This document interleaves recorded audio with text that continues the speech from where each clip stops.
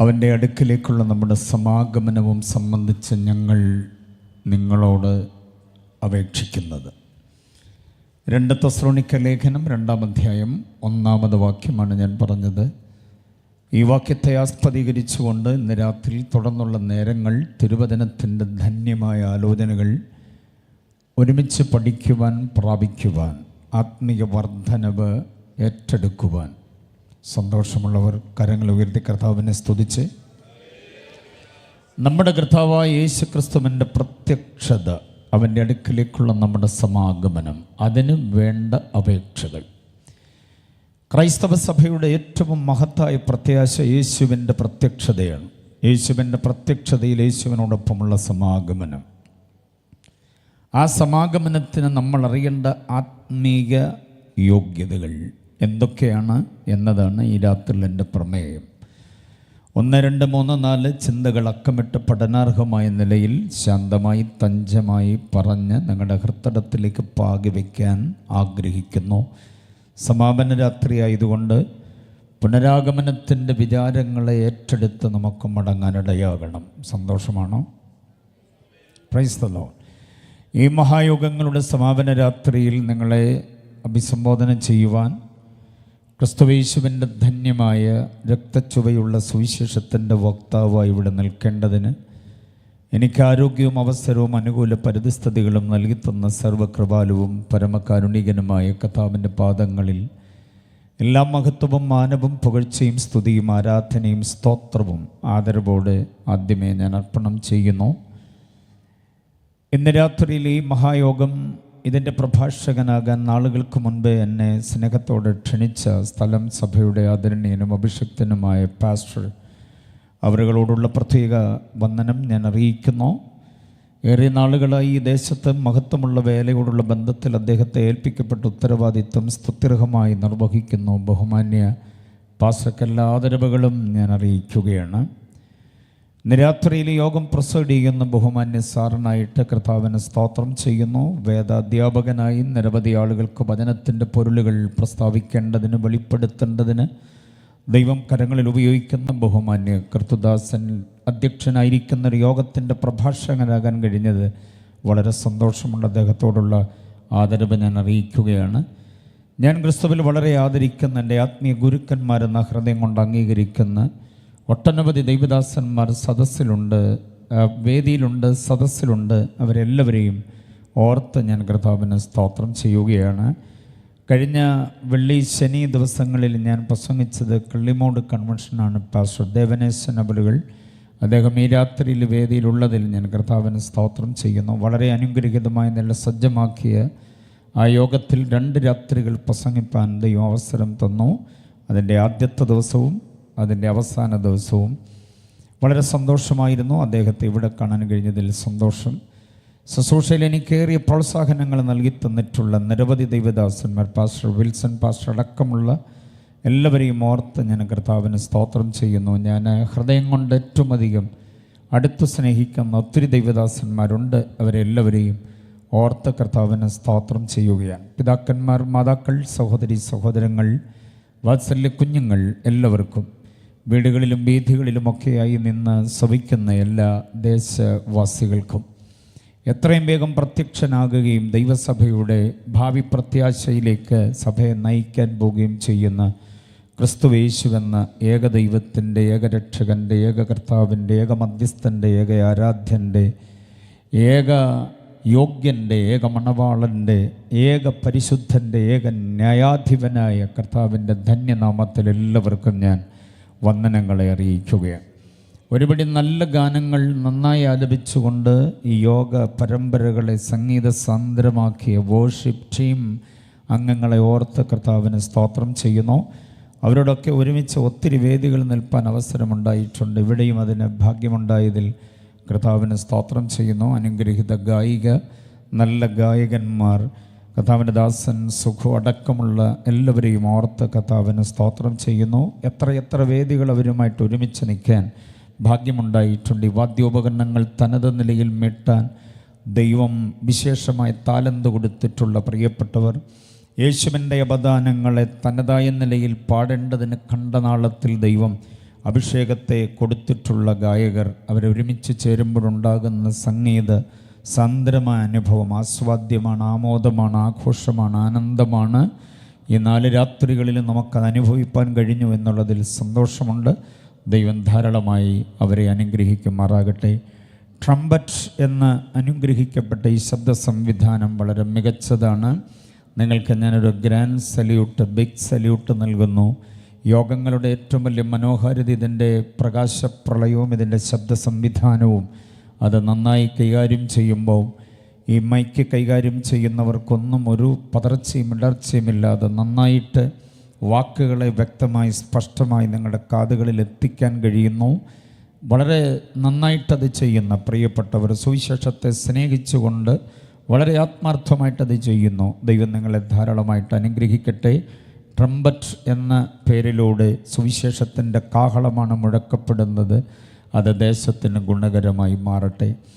ഇത് ഓൺലൈനിൽ തത്സമയം ശ്രവിക്കുന്ന എല്ലാ ശ്രോതാക്കൾക്കും ഞാൻ ക്രിസ്തുവിൽ ആദരവറിയിക്കുകയാണ്. ലോകത്തിൻ്റെ വിവിധ കോണുകളിൽ മന്ന എന്ന അനുഗ്രഹിക്കപ്പെട്ട സോഷ്യൽ മീഡിയ, അനുഗ്രഹിക്കപ്പെട്ട TV ചാനൽ, അതിലൂടെ ശ്രദ്ധിക്കുന്ന എല്ലാവരെയും ഞങ്ങൾ ഒരുമിച്ച് വന്ദനം ചെയ്യുകയാണ്.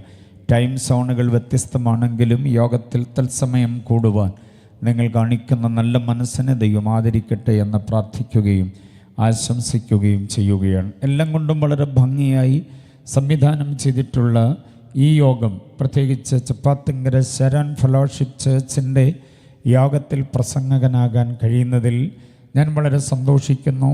എൻ്റെ ഒത്തിരി ബാല്യകാലങ്ങളിലേക്ക് ഞാൻ ചിന്തകളിലൂടെ യാത്ര ചെയ്യുകയായിരുന്നു.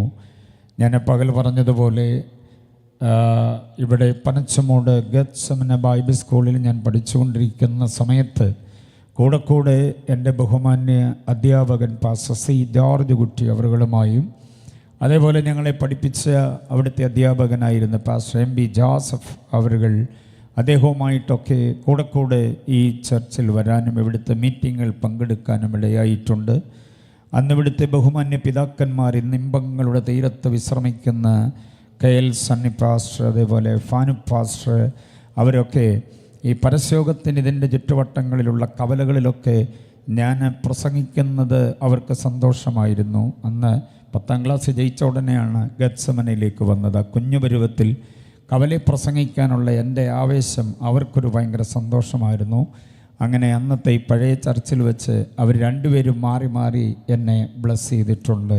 നല്ലൊരു പ്രസംഗകനായി കുഞ്ഞ് വരണമെന്നൊക്കെ പറഞ്ഞ് എനിക്ക് വേണ്ടി പ്രാർത്ഥിച്ചിട്ടുണ്ട്. ആ പ്രാർത്ഥന എനിക്ക് അനുഗ്രഹമായി മാറി. പിന്നീട് ആ ബൈബിൾ സ്കൂളിൽ തന്നെ എന്നെ പ്രസംഗശാസ്ത്രം പഠിപ്പിച്ചത് സ്പർജൻ സാറാണ്. അതും എനിക്ക് അനുഗ്രഹമായി മാറി. ബൈബിൾ സ്കൂളിൽ ആദ്യമായി പഠിക്കാൻ വരുമ്പം പ്രസംഗശാസ്ത്രമൊക്കെ കേട്ട് അമ്പരന്ന് പോയിട്ടുണ്ട്. അതിൻ്റെ നിയമങ്ങളും അതിൻ്റെ ചട്ടങ്ങളും വിധികളും ഒക്കെ അദ്ദേഹം ഊറ്റമായി പഠിപ്പിച്ചപ്പം ഇതാണ് പ്രസംഗമെങ്കിൽ എന്നെ കൊണ്ട് പറ്റുകയില്ലെന്നൊക്കെ അന്ന് ചിന്തിച്ചിട്ടുണ്ട്. പക്ഷേ കൃപയാൽ എല്ലാവരുടെയും അനുഗ്രഹവും പ്രാർത്ഥനകളുമൊക്കെ കൊണ്ട് തീർച്ചയായും ആ പ്രസംഗവേദിയിൽ നിൽക്കാനിടയായി. സ്പർജൻ സാറ് അദ്ദേഹം പഠിച്ച ഹരിയാന ഗ്രേസ് ബൈബിൾ കോളേജിലേക്ക് എനിക്കൊരു റെക്കമെൻഡേഷൻ ലെറ്റർ തരികയും ഞാനത് അവിടേക്ക് അയക്കുകയും അവിടെ നിന്ന് എനിക്ക് ആപ്ലിക്കേഷൻ ഫോം വന്നു, പ്രോസ്പെക്ടസ് വന്നു.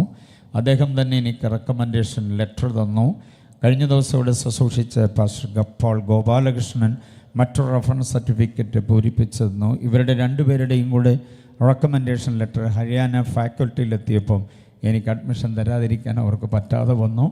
10ാം ക്ലാസ്സുകാരനെ അവരവിടെ എടുത്തു, അവിടെ പഠിച്ചു. അതിനുശേഷമായി കർത്തൃ ശുശ്രൂഷയിൽ വളരെ ശക്തമായി പ്രയോജനപ്പെട്ടു. പിന്നെ ഗത്സമന ബൈബിൾ സ്കൂളിലെ അധ്യാപകനായിട്ട് ഞാൻ വന്നു. Price the Lord. പിന്നെ അധ്യാപന ശുശ്രൂഷയിൽ പലയിടങ്ങളിലായിട്ട് നിന്നു. വിജയൻ സാറ് പഠിപ്പിക്കുന്ന ഹോപ്പ് ഫോർ ഏഷ്യ ബൈബിൾ സ്കൂളിൽ അദ്ദേഹം എത്തുന്നതിന് മുമ്പ് ഞാൻ അവിടെ ഉണ്ടായിരുന്നു. ഞാൻ പറഞ്ഞു വന്നത് ഈ പിതാക്കന്മാരുടെയും ബഹുമാന്യ സ്പർജൻ സാറിൻ്റെയും ഒക്കെ അനുഗ്രഹങ്ങളും പ്രാർത്ഥനകളും ഈ നാടുമായിട്ട് ബന്ധപ്പെട്ടുകൊണ്ട് ഏകദേശം ഒരു 1.5 വർഷക്കാലം പരിശീലന ശുശ്രൂഷയിൽ ഇവിടെയൊക്കെ ചുറ്റി നടന്നു. കൂട്ടപ്പുമായ മമ്പൂരി ഈ ദേശങ്ങളെല്ലാം, വെള്ളറട, ആനപ്പാറ ദേശങ്ങളിലൊക്കെ അങ്ങനെ കവലപ്രസംഗം നടത്തിയാണ് സത്യത്തിൽ വേദികളിലേക്ക് കയറാനുള്ള വഴി ഒരുക്കപ്പെട്ടത്. അങ്ങനെയുള്ളൊരു നാട്ടിൽ ഏറിയ നാളുകൾക്ക് ശേഷം ഒരു കൺവെൻഷന് പ്രസംഗിക്കാനായി വന്നതിൽ എനിക്ക് വളരെ സന്തോഷമുണ്ട്. അതിനെനിക്ക് അവസരം തന്ന പാസ്റ്ററോട് ഞാൻ എന്നും നന്ദിയുള്ളവനാ, സഭയോടെന്നും നന്ദിയുള്ളവനാ. ആ പിതാക്കന്മാരുടെ കൂട്ടത്തിൽ കർത്താവിൽ ബഹുമാന്യനായ ദാസാറ് മാത്രം അവശേഷിക്കുന്നു. അദ്ദേഹത്തെയും കണ്ട് ഒരുമിച്ച് സൗഹൃദം പുലർത്താനൊക്കെ കഴിഞ്ഞതിൽ വളരെ സന്തോഷം. ഇവിടെയുള്ള ദൈവമക്കളെയൊക്കെ കാണാനും ദേശവാസികളെ കാണാനും അഭിഷിക്ത ദൈവദാസന്മാരെയൊക്കെ കാണാൻ കഴിഞ്ഞതിൽ വളരെ സന്തോഷമുണ്ടെന്നറിയിച്ചുകൊണ്ട് ഈ രാത്രിയിലെ തിരുവചന പ്രഘോഷണത്തിലേക്ക് നിങ്ങളുടെ ശ്രദ്ധയെ ഞാൻ സ്വാഗതം ചെയ്യുകയാണ്. വളരെ കാമ്പുള്ള, കഴമ്പുള്ള, വളരെ ശ്രേഷ്ഠമായ യേശുക്രിസ്തുവിൻ്റെ സുവിശേഷാത്മകമായിരിക്കുന്ന ധ്യാനങ്ങളെ കഴിഞ്ഞ രാത്രികളിൽ അഭിഷിക്ത ദൈവദാസന്മാർ ഇവിടെ നിങ്ങൾക്ക് വിളമ്പിത്തരികയുണ്ടായി. അവരെല്ലാവരും തന്നെ ഒന്നിനൊന്ന് മെച്ചമായ പ്രഭാഷകരാണ്. പോൾ സാറൊക്കെ ഏറിയ നാളുകളായി എൻ്റെയൊക്കെ ചെറുപ്രായം മുതൽ വളരെ കൗതുകത്തോടെ അദ്ദേഹത്തിൻ്റെ വളരെ അനുഗ്രഹീതമായ അവതരണ ശൈലിയുടെ മികവ് കണ്ട് കൊതിയോടെ ഒരു പ്രസംഗകനായാൽ ഇങ്ങനെ ആകണമെന്നൊക്കെ ചിന്തിച്ച് ആ പഴയ കാലങ്ങൾ ഞാൻ ഓർക്കുന്നുണ്ട്. അദ്ദേഹമൊക്കെ കൈകാര്യം ചെയ്ത വേദിയിൽ ഇന്ന് രാത്രിയിൽ ഞാൻ നിൽക്കുന്നത് ആവശ്യമായിരിക്കുന്ന ആത്മീക ചിന്തകളുടെ ബഹുത്വം നിങ്ങൾക്ക് ലഭിക്കപ്പെട്ടിട്ടുണ്ട്. ആഴമേറിയ തീക്ഷ്ണമായ ചിന്തകൾ അത് മതി സത്യത്തിൽ ആത്മീക ജീവിതത്തിൻ്റെ വഴിത്താരയിൽ ഇടറാതെ പതറാതെ ആശങ്കകളും ഉത്കണ്ഠകളുമില്ലാതെ അങ്ങ് നിത്യതയിലെത്തുവോളം തുടരാൻ അവയൊക്കെ മതിയാകും. എന്നാൽ ഈ സമാപന രാത്രിയിൽ അവയുടെ എല്ലാം കൂട്ടത്തിൽ പിൻ ചെയ്യുവാൻ ഒരു സന്ദേശം കൂടെ ദൈവത്തിൻ്റെ ആത്മാവ് എനിക്ക് തന്നത് നിങ്ങൾക്ക് കൈമാറാൻ കർത്താവിൽ ഞാൻ ആഗ്രഹിക്കുന്നു. അതാണ് 2 തെസ്സലോനിക്ക ലേഖനം 2-ാം അധ്യായം അതിൻ്റെ 1-ാമത് വാക്യം. യേശുവിൻ്റെ പ്രത്യക്ഷത, യേശുവിൻ്റെ അടുക്കലേക്കുള്ള നമ്മുടെ സമാഗമം. എത്ര പേർക്ക് സന്തോഷമുണ്ട് അക്കാര്യത്തിൽ?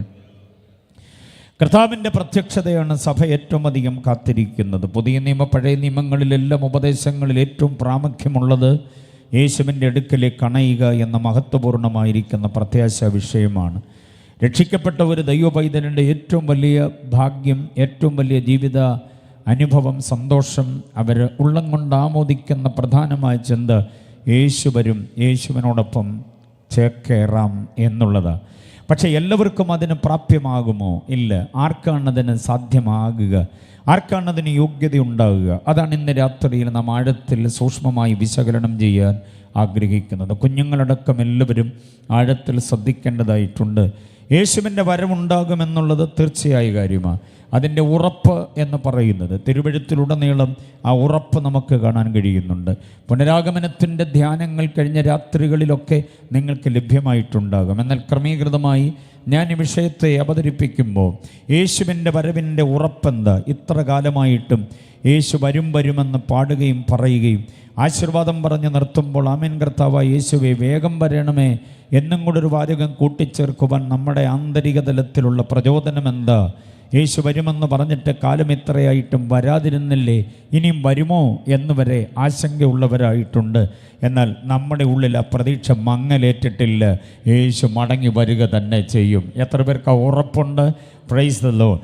എങ്കിലും ആ ഉറപ്പൊന്നുകൂടെ സ്ഥിരീകരിക്കപ്പെടാൻ, ആ ഉറപ്പിനെ ഒന്നുകൂടെ ആധികാരികമായിട്ട് ഒന്ന് വ്യക്തമാക്കുവാൻ ഞാൻ ഇതിനകത്തിരിക്കുന്ന പ്രിയപ്പെട്ടവരോടും പുറത്ത് ശ്രദ്ധിക്കുന്ന മുഴുവൻ ആളുകളോടും പറയാം, യേശു മടങ്ങി വരുമെന്നുള്ളതിന് വ്യക്തമായ ഉറപ്പ് ഞങ്ങൾക്കുണ്ട്. പഴയ നിയമത്തിലൊരു വാക്യം അതിന് ഉറപ്പായി ഞാൻ തരാം. ഒത്തിരി വാക്യങ്ങൾ അടുക്കടുക്കടുക്കായി വയ്ക്കാനുണ്ട്. പക്ഷേ പഴയ നിയമത്തിലെ അനുഗ്രഹീതമായ ഒരു വാക്യം ഞാൻ നിങ്ങളെ ഓർമ്മപ്പെടുത്താം. അത് യെശയ്യാപ്രവചനം 9-ാം അധ്യായം അതിൻ്റെ 6-ാമത് വാക്യമാണ്.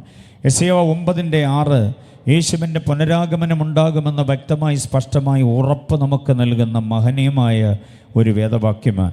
യേശുവിൻ്റെ ദൈവത്വത്തിൻ്റെ ഉജ്ജ്വലമായ അവതരണങ്ങൾ ആ വാക്യത്തിലുണ്ട്. അപ്പോൾ തന്നെ യേശുവിൻ്റെ പുനരാഗമനം ഉണ്ടാകുമെന്നുള്ളതിന് ഏറ്റവും യുക്തമായ ഒരു ഉറപ്പ്, ഒരു തെളിവായി നമുക്കെടുക്കാവുന്ന വാക്യമാണ് 9:6 വാക്യം. അവിടെ ഇങ്ങനെ വായിക്കുന്നു: നമുക്കൊരു ശിശു ജനിച്ചിരിക്കുന്നു, നമുക്കൊരു മകൻ നൽകപ്പെട്ടിരിക്കുന്നു, ആധിപത്യം അവൻ്റെ തോളിലിരിക്കും. കണ്ടോ? ആ 3 വാചകങ്ങളെ 1, 2, 3 എന്നക്കമിട്ട് പഠിക്കണം. നമുക്കൊരു ശിശു ജനിച്ചിരിക്കുന്നു, അതങ്ങ് ബത്ലഹേമിലാണ്. നമുക്കൊരു മകൻ നൽകപ്പെട്ടിരിക്കുന്നു, അത് രണ്ടും ഒന്നാണെന്ന പലരുടെയും വ്യാഖ്യാനം. അല്ല, അത് അബദ്ധമാണ്. അതൊന്നായി വ്യാഖ്യാനിക്കരുത്. അത് രണ്ടും രണ്ട് തന്നെയാണ്. നമുക്കൊരു ശിശു ജനിച്ചത് ബത്ലഹേമിലാണെങ്കിൽ ഒരു മകനെ ഒരു പിതാവ് നമുക്ക് നൽകിയത് കാൽവറിയിലാണ്. അപ്പോൾ ഈ രണ്ട് വാചകങ്ങൾക്കിടയിൽ 33.5 വർഷത്തെ ദൈർഘ്യമുണ്ടെന്ന് പഠിക്കണം. ബോധ്യമാകുന്നുണ്ടോ ഞാൻ പറയുന്നത്? ഞാൻ ശാന്തമായ ആശയങ്ങളെ നിന്ന് നിർത്തി പറയുന്നത് ഹൃത്തടത്തിൽ ഏറ്റുകൊള്ളണം, കഴിയുമെങ്കിൽ കുറിച്ചെടുത്ത് കൊണ്ടുപോകണം, തുടർന്ന് പഠിക്കാൻ അത് ഉപകാരമാകും. നമുക്കൊരു ശിശു ജനിച്ചു, അത് ബത്ലഹേമിലാണ്. ഗോശാലയിലാണെന്ന് ബൈബിളീകമായി തെളിവൊന്നുമില്ല. ആരൊക്കെയോ മെനഞ്ഞുണ്ടാക്കിയൊരു സംഭവമാണ് ഗോശാലയിൽ ജനിച്ചു എന്നുള്ളത്. വഴിയമ്പലത്തിൽ സ്ഥലമില്ലായികയാൽ, മറ്റെങ്ങും സ്ഥലമില്ലായികയാൽ പശുത്തൊട്ടിയിൽ കിടത്തിയെന്ന് മാത്രമേ ഉള്ളൂ. പ്രസവം നടന്നത് അവിടെയല്ല, വഴിയോരത്തെവിടെയോ ആകാം. അവിടെ നിന്ന് കുഞ്ഞിനെയും അമ്മയെയും കൊണ്ടുവന്ന് ഈ പശുത്തൊട്ടിയിൽ കിടത്തി. പോകട്ടെ, അത് നമ്മുടെ വിചാരമല്ല, തർക്കങ്ങൾക്കൊന്നും മുതിരുന്നില്ല. ബൈബിളികമായി തെളിവില്ലാത്ത ഒരു കാര്യത്തെയും നമ്മൾ ഉറക്കെ പറയേണ്ടതില്ല. ഒരു കാര്യം ഉറപ്പാണ്, പശുത്തൊട്ടിയിലല്ല യേശു കിടന്നത്, യേശു ജനിച്ചത്. പക്ഷേ ഇടമില്ലാത്തത് കൊണ്ട് അവിടെ കിടത്തി. അപ്പോൾ യേശുവിൻ്റെ ജനനം ബത്ലഹേമിൽ എവിടെയോ ആയിരുന്നു എന്ന് ചിന്തിക്കുക. അപ്പം നമുക്കൊരു ശിശു ജനിച്ചിരിക്കുന്നു, അത് ബത്ലഹേമിൽ. പക്ഷേ ഒരു പിതാവ് നിഷ്കരണം തൻ്റെ മകനെ നമുക്ക് വേണ്ടി നൽകിയത് ബത്ലഹേമിലല്ല, കാൽവറിയിലാണ്. Praise the Lord. മാനവജാതിയുടെ പാപപരിഹാരത്തിന് വേണ്ടി മുക്തി, മോക്ഷം, സായുജ്യം, ശാന്തി, സമാധാനം, വിടുതൽ, വീണ്ടെടുപ്പ് ആദിയായ വസ്തുതകളെ, ആത്മീകമായ അനുഗ്രഹങ്ങളെ, വിശ്വാസത്തിൻ്റെ ആനുകൂല്യങ്ങളെ, അതിന് നമ്മൾ ഗുണഭോക്താക്കളാകേണ്ടതിന് ദൈവം തൻ്റെ പുത്രനെ കാൽവറിയിൽ നമുക്ക് വേണ്ടി നൽകിത്തരികയായിരുന്നു. മറന്നു പോകരുത്. ഇവിടെ മോക്ഷവും മുക്തിയും സായുജ്യവും വിടുതലും രക്ഷയും പ്രാപിക്കാൻ കുന്ന് കയറണമെന്നും മലയിറങ്ങണമെന്നും പുഴ താണ്ടണമെന്നും കടൽ നീന്തണമെന്നും ദേഹം മുറിച്ച് രക്താർപ്പണം നടത്തണം, സഹസ്രകോടി സ്തോത്രാർപ്പണങ്ങൾ നടത്തണം എന്നൊക്കെ മതങ്ങളും വേദചിന്തകളും ദാർശനിക പ്രബോധനങ്ങളും ആവർത്തിച്ച് മനുഷ്യനെ നിർബന്ധിച്ച് അവനെ പദയാത്രകളിലും തീർത്ഥയാത്രകളിലും കർമ്മകാണ്ഡങ്ങളിലും യാഗയോഗ അർപ്പണ തർപ്പണാദികളിലും ഓടിക്കുമ്പോൾ, അങ്ങുമിങ്ങും തെക്ക് വടക്ക് കിഴക്ക് പടിഞ്ഞാറ് അവനെ നെട്ടോട്ടം ഓടിക്കുമ്പോൾ, വിശ്വാസം അതൊന്നുകൊണ്ട് മാത്രം രക്ഷാപൂർത്തി പ്രാപിക്കേണ്ടതിന് ദൈവമൊരുക്കിയ മഹത്തായ പദ്ധതിയാണ് തൻ്റെ പുത്രനെ കാൽവറിയിൽ നൽകി നമുക്ക് നേടിത്തന്ന രക്ഷ. അതിൽ സന്തോഷമുള്ളവർ എത്ര പേരുണ്ട്? 5 നയാ പൈസയുടെ ചെലവില്ലാതെ ദേഹദണ്ഡന പ്രക്രിയകളൊന്നുമില്ലാതെ നമ്മെ രക്ഷയിലേക്ക് കൊണ്ടുവന്നു രക്ഷിത ഗണത്തിലാക്കി, സർവോപരി നമ്മെ നിത്യതയ്ക്ക് അവകാശികളാക്കി. അതിൽ സന്തോഷമുള്ളവർ കർത്താവിനെ സ്തുതിച്ചാട്ടെ. ഒരു വിയർപ്പതുള്ളി പോലും നമ്മൾ ഒഴുക്കിയില്ല, യാതൊരു വിധത്തിലും അധ്യധ്വാനം നമ്മൾ ചെയ്തില്ല, വിശ്വാസം അതൊന്നുകൊണ്ട് മാത്രം. അപ്പോൾ അതിനുവേണ്ടി തൻ്റെ പുത്രനെ കാൽവറിയിൽ നിഷ്കരണം നൽകിത്തരികയായിരുന്നു. അപ്പോൾ ആ വാക്യത്തിൽ 2 കാര്യം നോക്കിക്കേ. നമുക്കൊരു ശിശു ജനിച്ചു ബത്ലഹേമിൽ, നമുക്കൊരു മകൻ നൽകപ്പെട്ടു. എവിടെ? കാൽവറിയിലാണ്. അടുത്ത 3-ാമത്തെ വാചകം നോക്കൂ. ആധിപത്യം അവൻ്റെ തോളിലിരിക്കും. ആദ്യത്തെ 2 വാചകത്തിൻ്റെ ഗ്രാമർ പരിശോധിച്ചാൽ അറിയാം, അത് നടന്നു കഴിഞ്ഞു. ശിശു ജനിച്ചു, മകൻ നൽകപ്പെട്ടിരിക്കുന്നു. ശിശു ജനിച്ചു എന്ന് തികച്ചും ഭൂതകാലമാണത്, ഭൂതകാലത്തിൽ സംഭവിച്ചത്. മകനെ നൽകിയിരിക്കുന്നു, പ്രസൻറ്റ് കണ്ടിന്യൂസ് ടെൻസ് ആണത്, അറിയാമോ? നൽകിയിരിക്കുന്നു. ഇന്നും വിശ്വസിക്കുന്നവന് പുത്രനിലൂടെയുള്ള ആനുകൂല്യങ്ങൾ ലഭിക്കപ്പെടും. നൽകിയിരിക്കുന്നു. നമുക്കൊരു മകൻ നൽകപ്പെട്ടിരിക്കുന്നു എന്ന് പറയുന്നത് പ്രസൻറ്റ് ടെൻസ് എന്ന് പറയുമ്പോൾ കണ്ടിന്യൂസ് ടെൻസ് ആണ്. ഇപ്പോഴും നൽകപ്പെട്ടിരിക്കുന്നു. ഏറ്റെടുക്കുന്നവന് വിടുതല, ഏറ്റെടുക്കുന്നവന് പാപമോചനമാണ്, ഏറ്റെടുക്കുന്നവന് നിത്യജീവന്, ഏറ്റെടുക്കുന്നവന് സർവ്വവിധമായ ആത്മീയ നന്മകളുമാണ്. എന്നാൽ 3-ാമത്തെ വാചകം ശ്രദ്ധിക്കണം. എന്താണ്? ആധിപത്യം അവൻ്റെ തോളിൽ ഇരിക്കും. ഭാവിയിൽ സംഭവിക്കേണ്ടത് അറിയാമോ? ആധിപത്യം അവൻ്റെ തോളിലിരിക്കും. എന്താ പ്രിയരെ ആധിപത്യം എന്ന് പറയുക? The government shall be upon his shoulder. അതാണ് പ്രയോഗം. ആംഗലേയ ബൈബിൾ കൊടുത്തിരിക്കുന്നതാണ് ദ ഗവൺമെൻറ്, സർക്കാർ, അരസാംഗം. കണ്ടോ? ആധിപത്യ വ്യവസ്ഥിതി, അധികാര വസ്തുതകൾ അവൻ്റെ തോളിലിരിക്കും. ഇന്നും അധികാരം യേശുവിൻ്റെ കയ്യിൽ വന്നിട്ടില്ല. ജനാധിപത്യ ഭരണ വ്യവസ്ഥിതി, അതിനു മുമ്പ് ഏകാധിപത്യ ഭരണ വ്യവസ്ഥിതി ഒക്കെ നിലവിലുണ്ടായിരുന്നു. അതെല്ലാം മാറ്റി ഇന്ന് ജനാധിപത്യ ഭരണ വ്യവസ്ഥിതി, അതും മനുഷ്യൻ ഒരുമാതിരി ശ്വാസം മുട്ടി തുടങ്ങിയിരിക്കുകയാണ്. സഹിക്കാൻ മേലാത്ത വിധത്തിലുള്ള നിയമങ്ങളും കുരുക്കുകളും പിടിച്ചു നിർത്തി കാശ് വസൂലാക്കുന്ന ഒത്തിരി ഇടപാടുകളും നിയമത്തിൽ അങ്ങനെയുണ്ടോ, കോൺസ്റ്റിറ്റ്യൂഷനിൽ അങ്ങനെയുണ്ടോ എന്നൊക്കെ ആളുകൾ ചോദിച്ചു തുടങ്ങിയിട്ടുണ്ട്. മനസ്സിലായില്ലേ? ഈ നിരീക്ഷണ മുതലാളിത്വ വ്യവസ്ഥിതി. എങ്ങോട്ട് തിരിഞ്ഞാലും ക്യാമറ നമ്മളെ ഒപ്പിയെടുക്കുന്നു, ഫൈൻ നമ്മുടെ പേരിൽ ചാർജ് ചെയ്യപ്പെടുന്നു. ആകപ്പാടെ വല്ലാത്തൊരവസ്ഥയാണ്. അപ്പോൾ ജനാധിപത്യ വ്യവസ്ഥിതിയിലും മനുഷ്യൻ ആകപ്പാടെ വല്ലാതെ ഏക്കം വലിക്കുകയാണ്. ഇതെല്ലാം അവസാനിപ്പിച്ചിട്ട് ഒരുവൻ രാജാവായി വരാൻ പോവുകയാണ്. അതാണ് പ്രതീക്ഷയോടെ നമ്മൾ കാത്തിരിക്കുന്നത്. അപ്പം നോക്കിക്കേ, ശിശു ജനിച്ചത് ബത്ലഹേമിലും മകനെ നൽകിയത് കാൽവറിയിലുമാണെങ്കിൽ മൂന്നാമത്തെ വാചകം പറയുന്നത് ആധിപത്യം വഹിക്കാൻ അവൻ വരുമെന്നാണ്. അത് നിവർത്തിയാകണമെങ്കിൽ എൻ്റെ യേശു വന്നേ പറ്റുകയുള്ളൂ. യേശുവിൻ്റെ പുനരാഗമനം ഉണ്ടാകുമെന്ന് ശക്തമായി തെളിയിക്കപ്പെടുന്നൊരു വാക്യം പഴയ നിയമത്തിൽ നൂറ്റാണ്ടുകൾക്ക് മുൻപേ തന്നെ പ്രവാചക വരേണ്യൻ, അനുഗ്രഹിതനായിരിക്കുന്ന പ്രവാചക വരേണ്യൻ ഇടിനാദം പോലെ രാജാക്കന്മാരുടെ മുഖത്ത്, പ്രഭുക്കന്മാരുടെ മുഖത്ത് ഒക്കെ നോക്കിക്കൊണ്ട് ദൈവാലോചന ശക്തിയുക്തം പ്രസംഗിക്കേണ്ടതിന്, പ്രഘോഷിക്കേണ്ടതിന് ദൈവം അഭിഷേകം ചെയ്ത് യെശയ്യാവ് പറഞ്ഞു വച്ചിരിക്കുകയാണ്. ആധിപത്യം അവൻ്റെ തോളിലിരിക്കും. ആ വാചകം നിവർത്തിയാകണമെങ്കിൽ, അല്ല, ആ വാക്യത്തിലെ ആദ്യത്തെ 2 വാചകം കൃത്യമായി അക്ഷരം പ്രതി നിറവേറിയെങ്കിൽ മൂന്നാമത്തേത് നിറവേറുക തന്നെ ചെയ്യും. അതാണ് യേശു വരുമെന്നുള്ളതിൻ്റെ ഉറപ്പ്. എത്ര പേർക്ക് ബോധ്യമാകുന്നുണ്ട്? ഹല്ലേലൂയ. നമ്മുടെ കർത്താവ് മടങ്ങി വരിക തന്നെ ചെയ്യും. കാലം എത്ര മുൻപോട്ട് പോയെന്ന് ഉള്ളതിലൊന്നും പരാതിപ്പെടേണ്ടതില്ല. കർത്താവിൻ്റെ വരവ് ഇനി അധിക കാലം മുൻപോട്ടുണ്ടാകില്ല. അവൻ അടുക്കൽ വാതുക്കൽ എത്തി നിൽക്കുകയാണ്. സ്തോത്രം. അപ്പോൾ ആ വാതുക്കലെത്തി നിൽക്കുന്ന യേശുവിൻ്റെ പ്രത്യക്ഷതയിലേക്ക് നമ്മളങ്ങ് സമാഗമിക്കേണ്ടതിന് നമ്മൾ അറിയേണ്ട യോഗ്യതകളുടെ വിചാരങ്ങൾ നിങ്ങളുമായി പങ്കുവയ്ക്കുവാൻ എൻ്റെ പ്രാർത്ഥന മുറിയിൽ എനിക്ക് നിയോഗം നൽകിയത് നിങ്ങൾ ശ്രദ്ധിച്ചിട്ടുണ്ടാകും. പുനരാഗമനത്തിൻ്റെ പ്രസംഗകരെല്ലാം തന്നെ അതിനെക്കുറിച്ച് പഠിപ്പിച്ചു തുടങ്ങുമ്പോൾ, പ്രസംഗിച്ചു തുടങ്ങുമ്പോൾ ഒന്നുകിൽ നാസയുടെ കണ്ടുപിടുത്തങ്ങളോ മധ്യപൂർവേഷ്യൻ രാജ്യങ്ങളിലെ യുദ്ധങ്ങളെയോ യുദ്ധശ്രുതികളെക്കുറിച്ചോ അതല്ലെങ്കിൽ റഷ്യൻ ബഹിരാകാശ സഞ്ചാരികൾ നൽകി തന്നിട്ടുള്ള എന്തെങ്കിലും ഇൻഫർമേഷനുകളെക്കുറിച്ചോ ഇന്ത്യയുടെ ശാസ്ത്രജ്ഞന്മാർ, ISRO അടക്കമുള്ള ശാസ്ത്രജ്ഞന്മാർ പുറത്തുവിട്ട എന്തെങ്കിലും സംഗതികളെക്കുറിച്ചോ മനോരമ, മംഗളം, മാധ്യമം, മാതൃഭൂമി, ജനയുഗം, തനിനിറം, ദീപിക അടക്കമുള്ള സകല പത്രങ്ങളുടെയും ആനുകാലിക സംഭവങ്ങളെക്കുറിച്ചൊക്കെ നീട്ടിപ്പരത്തി 2-3 മണിക്കൂറുകൾ നിന്ന് പറയുമ്പോൾ കേൾക്കാൻ കൊള്ളാം, കുഴപ്പമൊന്നുമില്ല. ഈ ഭൂകമ്പവും സുനാമി അടക്കമുള്ള സകല സംഭവങ്ങളും ഭൂമി ഉണ്ടായ കാലം മുതലേ ഉള്ളതാണ്. പക്ഷേ അതെല്ലാം കൂടെ കൂട്ടിയിണക്കി കർത്താവിൻ്റെ വരവുമായിട്ട് മിക്സ് ചെയ്ത് ആലോചനകളെ പറയുമ്പോൾ നമ്മളിങ്ങനെ ത്രസിച്ചിരുന്നു പോകും.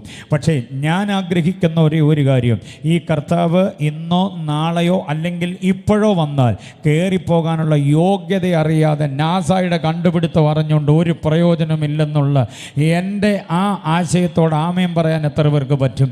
നാസ എന്തും കണ്ടുപിടിക്കട്ടെ, അവരെന്തെങ്കിലുമൊക്കെ ചെയ്യട്ടെ, അവരുടെ നിരീക്ഷണ, പരീക്ഷണ, ഗവേഷണ, അന്വേഷണങ്ങൾ കാര്യമായി പുരോഗമിക്കട്ടെ. അതിനി ശാസ്ത്രം പുരോഗമിക്കും തോറും അത് കൂടുതൽ വരികയുള്ളൂ. ഇവിടുത്തെ പ്രകൃതിയുടെ വിസ്ഫോടനങ്ങൾ, രാഷ്ട്രീയ മൂല്യച്യുതികൾ, സാമൂഹ്യ തലത്തിലുള്ള ഗതികേടുകൾ, പെണ്ണ് പഴയ്ക്കുന്നതും ആണ് പഴയ്ക്കുന്നതും, വർഗീയ കലാപങ്ങളും പാർട്ടി സമരങ്ങളും അതൊക്കെ ഭൂമി ഉണ്ടായ കാലം മുതലേ ഉള്ളത്. അതെല്ലാം യേശുവിൻ്റെ വരവിൻ്റെ ലക്ഷണങ്ങൾ അല്ലെന്നൊന്നും ഞാൻ പറയുന്നില്ല, അതൊക്കെയാണ്. പക്ഷെ ദൈവസഭ അറിയേണ്ടത് എന്താണെന്നറിയാമോ? കർത്താവ് വരുമ്പോൾ കയറിപ്പോകാൻ, സമാഗമിക്കാൻ, രൂപാന്തരപ്പെടാൻ, നമ്മുടെ കല്ലറ തുറന്ന് ഉയർത്തെഴുന്നേൽക്കാൻ, എങ്ങനെ വാർത്തലത്തിൽ ജീവിക്കണമെന്നുള്ള വിവരമറിയാതെ ശാസ്ത്രീയ ഇൻഫർമേഷനുകളുടെ പേപ്പർ കട്ടിങ് പോക്കറ്റിലിട്ട കയറിപ്പോകൊക്കെ ഉണ്ടാകത്തില്ല. ഈ നൽകിയിരിക്കുന്ന വേദപുസ്തകത്തിൻ്റെ ശക്തമായ ആലോചനകൾക്കനുസരിച്ച് ഉപദേശത്തിനനുസാരമായൊരു ജീവിതം. എത്ര പേരതിന് ആമേൻ പറയും?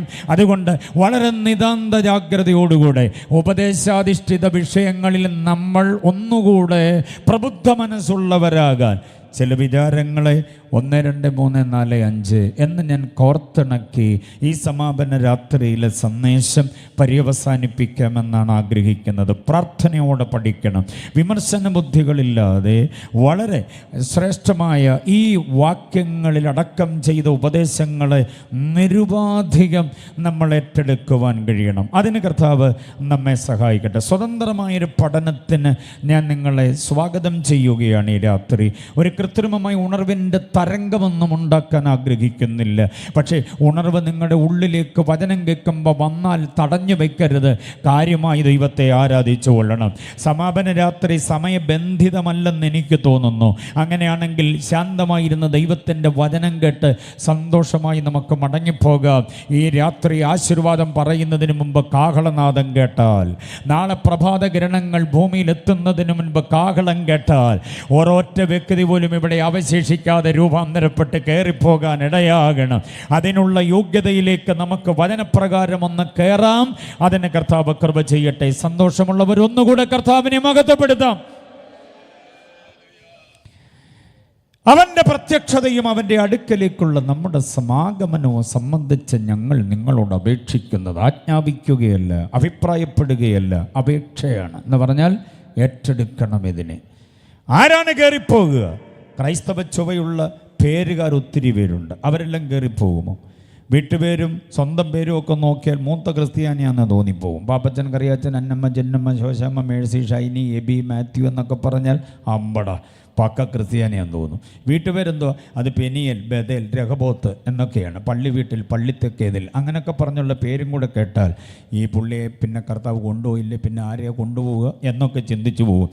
പക്ഷേ പേരും വീട്ടുപേരും നിൽക്കുന്ന ഏറ്റവും വലിയ തസ്തികയൊന്നുമല്ല സ്വർഗത്തിൽ പോകാനും പുനരാഗമനത്തിൽ എടുത്തുകൊള്ളപ്പെടാനുമുള്ള യോഗ്യത. വേറെ ചില യോഗ്യതകളുണ്ട്. അതിലേക്ക് നമ്മൾ പ്രാർത്ഥനയോടെ പഠിക്കുക. നിരുപാധികം അത് ഏറ്റെടുക്കുവാൻ കഴിയണം. ഉപദേശമാണ് ഞാൻ പറയുന്നത്. ഓരോ ആശയങ്ങൾക്കും അതിനനുയോജ്യമായ വാക്യങ്ങളെ ഞാൻ കോർത്തിണക്കുന്നുണ്ട്. ആ വാക്യങ്ങൾക്കനുസൃതമായി ജീവിതത്തെ വളരെ ഗൗരവമായി ഒന്ന് നോക്കിക്കാണാനിടയാകണം. ഈ ലോകത്തിൽ ജീവിക്കുമ്പോൾ ലോകക്കാരല്ലാതെ ജീവിക്കുവാൻ, ജഡത്തിൽ ജീവിക്കുമ്പോൾ ജഡപ്രകാരമല്ലാതെ ജീവിക്കാൻ ആര് ഏൽപ്പിച്ചു കൊടുക്കുമോ അവർക്ക് പുനരാഗമനം ഉപകാരമാകത്തുള്ളൂ. ഞാൻ പറഞ്ഞ 2 വാചകങ്ങൾ മറക്കരുത്. ഈ ലോകത്തിൽ ജീവിക്കുമ്പോൾ ആരായിട്ട് ജീവിക്കണം? ലോകക്കാരനല്ലാതെ ജീവിക്കണം. ഈ ജഡത്തിൽ ജീവിക്കുമ്പോൾ ജഡമുതിർത്തുവിടുന്ന വികാര വിക്ഷോഭങ്ങൾ, ആവേഗ നിയോഗങ്ങൾ, മോഹങ്ങൾ, പാപതരംഗങ്ങൾ, ഇതൊക്കെ ഫ്രീസ് ചെയ്യപ്പെട്ട് പിടിച്ചടക്കി മുൻപോട്ട് പോകാൻ കഴിയണം. അപ്പോൾ ഈ 2 ചിന്തകൾ മറക്കരുത്. ലോകത്തിൽ ജീവിക്കുമ്പോൾ ലോകക്കാരല്ലാതെ, ജഡത്തിൽ ജീവിക്കുമ്പോൾ ജഡപ്രകാരമല്ലാതെ ജീവിക്കുവാൻ സമർപ്പിതമാക്കപ്പെട്ട് അതിന് സാമർഥ്യം കാണിക്കുന്ന ഒരു വ്യക്തിക്ക് മാത്രമേ കർത്താവിൻ്റെ വരവിൽ എടുത്തുകൊള്ളപ്പെടാൻ പറ്റുകയുള്ളൂ. Praise the Lord. ഇവിടുത്തെ കസേരയിൽ കടിച്ചു തൂങ്ങിക്കിടക്കുവാൻ അതിനുവേണ്ടിയുള്ളതായിരിക്കുന്ന പെടപ്പാട്, എന്തെങ്കിലും ഒക്കെ സമ്പാദിച്ച് സമാഹരിച്ച് ഇവിടെ അംബാനിയും അദാനിയും ഒക്കെ പിന്നിലാക്കി എനിക്ക് വിലസനമെന്ന ചിന്താഗതിയോടെ അവസരം അനുകൂലമായി ഒത്തുകിട്ടിയാൽ പാപത്തിലേക്ക് മൂക്കുകുത്തിപ്പോകുന്ന ചില അവസ്ഥകൾ, വല്ലാത്തതായ ജഡമുതിർത്തുവിടുന്നതായ ഏതെങ്കിലും ചിന്താഗതികളുടെ മുമ്പിൽ ആത്മീകതയെ പണയപ്പെടുത്തിയിട്ട് വെറും ആത്മീകത പ്രകടനമാക്കി പ്രകസനമാക്കി ജീവിക്കാൻ ആഗ്രഹിക്കുന്ന ഓരോ ഒറ്റ വ്യക്തിക്കും പുനരാഗമനം ഗുണകരമാകത്തില്ല. ഇത്രയും കാലം പാടിയതും പ്രാർത്ഥിച്ചതും അന്യഭാഷ പറഞ്ഞതും പ്രൈസ് ആൻഡ് വർഷിപ്പ് നടത്തിയതൊക്കെ വ്യർത്ഥമായി പോകും. അത് വരാതിരിക്കേണ്ടതിന് ഈ യോഗ പരമ്പരകളുടെ സമാപന രാത്രിയിൽ എന്താണ് കയറിപ്പോകാനുള്ള യോഗ്യത എന്നറിയണം. 1-ാമത്തെ കുറിപ്പിലേക്ക് നിങ്ങളുടെ ശ്രദ്ധയെ ഞാൻ സ്വാഗതം ചെയ്യുന്നു. 1, 2, 3, 4 നിങ്ങളുടെ പഠിക്കാനും കേൾക്കാനുമുള്ള നിങ്ങളുടെ താല്പര്യം നിങ്ങളുടെ മുഖത്തൊരു ഭാഷയായിട്ട് വിരിയും. എനിക്കത് മനസ്സിലാവും. Praise the Lord. അതുവരെ ഇവിടെ നിന്നിങ്ങനെ പ്രസംഗിക്കും. അതല്ല, നിങ്ങളുടെ മുഖത്ത് വേറൊരു ഭാഷ വിരിയും. മാതി ഭാഷ അങ്ങ് നിർത്ത്. അങ്ങനൊരു ഭാവം വിരിയുമ്പം ഞാനിതിന് ആമേൻ പറയും. Praise the Lord. അല്ലാതെ 9:30 10 മണിയായി അതൊന്നും എനിക്ക് വിഷയമല്ല. സ്തോത്രം. ഇന്ന് രാത്രി അല്പം മുൻപോട്ട് പോയാൽ വിഷമമുണ്ടോ? ഇല്ലെന്നുള്ളത് ഉറച്ചു പറയുന്നില്ലല്ലോ. Praise the Lord. അങ്ങനെയുള്ളവർ സന്തോഷത്തോടെ ദൈവവചനം കേട്ടിരിക്കാം. ഇന്ന് രാത്രി നീണ്ടുപോയി എന്ന വിചാരം, അങ്ങനെ പരവേശം, അങ്ങനെ പരാതി, പരിദേവനം ആർക്കെങ്കിലും ഉണ്ടെങ്കിൽ നാളത്തെ യോഗത്തിന് വരണ്ട, വീട്ടിൽ ഇരുന്നേച്ചാൽ മതി. Praise the Lord. അപ്പം നമുക്ക് ദൈവത്തിൻ്റെ വചനം പഠിക്കാം. 1-ാമത്തെ ചിന്ത, ആരാണ് യേശുവിൻ്റെ വരവിൽ എടുത്തുകൊള്ളപ്പെടുക? 1 കൊരിന്ത്യർ ലേഖനം 15-ാം അധ്യായം അതിൻ്റെ 23-ാമത് വാക്യം. ആദ്യ ഫലം ക്രിസ്തു, പിന്നെ ക്രിസ്തുവിനുള്ളവർ. ആദ്യഫലമായിട്ട് ഉയർത്തെഴുന്നേൽക്കുന്ന ആരായിരിക്കും? ക്രിസ്തുവാണ്. അത് കഴിഞ്ഞ് ഉയർത്തെഴുന്നേൽക്കാൻ പോകുന്ന ആരാന്നറിയാമോ? ഇനി പുനരുത്ഥാനം പ്രാപിക്കുന്നത് ക്രിസ്തുവിനുള്ളവർ. Those who belonging to Jesus. Those who belongs to Jesus. ക്രിസ്തു ക്രിസ്തുവിനുള്ളവരാരോ അവരാണ് ഉയർത്തെഴുന്നേൽക്കാൻ പോകുന്നത്. എത്ര പേർക്ക് ഉറപ്പുണ്ട് ക്രിസ്തുവിനുള്ളതാണെന്ന്? അവർ കരങ്ങൾ ഉയർത്തി കർത്താവിനെ ഒന്ന് സ്തുതിച്ചാട്ടെ. ക്രിസ്തുവിനുള്ളവരാണെന്ന് ഉറപ്പുള്ളവരായി കൈ ഉയർത്തിയത്. ഇനി ക്രിസ്തുവിനുള്ളവരുടെ ലക്ഷണം ഞാൻ പറയാം. അന്നേരം ഈ പൊങ്ങിയ കൈ എല്ലാം പൊങ്ങണം.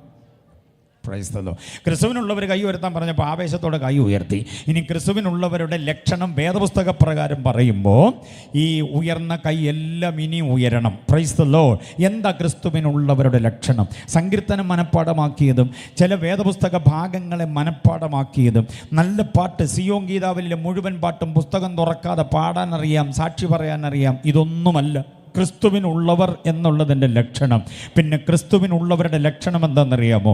ഗലാത്യ ലേഖനം 5-ാം അധ്യായം 24-ാമത് വാക്യം, ഗലാത്യർ 5:24 പറയുന്നു, ക്രിസ്തുവിനുള്ളവർ ജഡത്തെ അതിൻ്റെ രാഗമോഹങ്ങളോടുകൂടെ ക്രൂശിച്ചിരിക്കുന്നു. സ്വതന്ത്രം പറഞ്ഞില്ലല്ലോ ആരും. ക്രിസ്തുവിനുള്ളവരുടെ ഒരു ലക്ഷണം പറഞ്ഞു കേട്ടോ. അങ്ങ് പുറകെ അറ്റം ഇരിക്കുന്നവരൊക്കെ കേൾക്കുന്നുണ്ടോ? ക്രിസ്തുവിനുള്ളവരുടെ ലക്ഷണം പറയുന്നത് ഗലാത്യർ 5:24. അവർ അവരുടെ ജഡത്തെ അതിൻ്റെ രാഗം മോഹങ്ങളോടുകൂടെ എന്തോ ചെയ്തിരിക്കുന്നു? ക്രൂശിച്ചിരിക്കുന്നു. ജഡമുതിർത്ത് വിടുന്ന ചില രാഗങ്ങളും ചില മോഹങ്ങളും ചില വല്ലാത്തതായ അന്ധകാര ആധിപത്യ വ്യവസ്ഥിതികളുമുണ്ട്.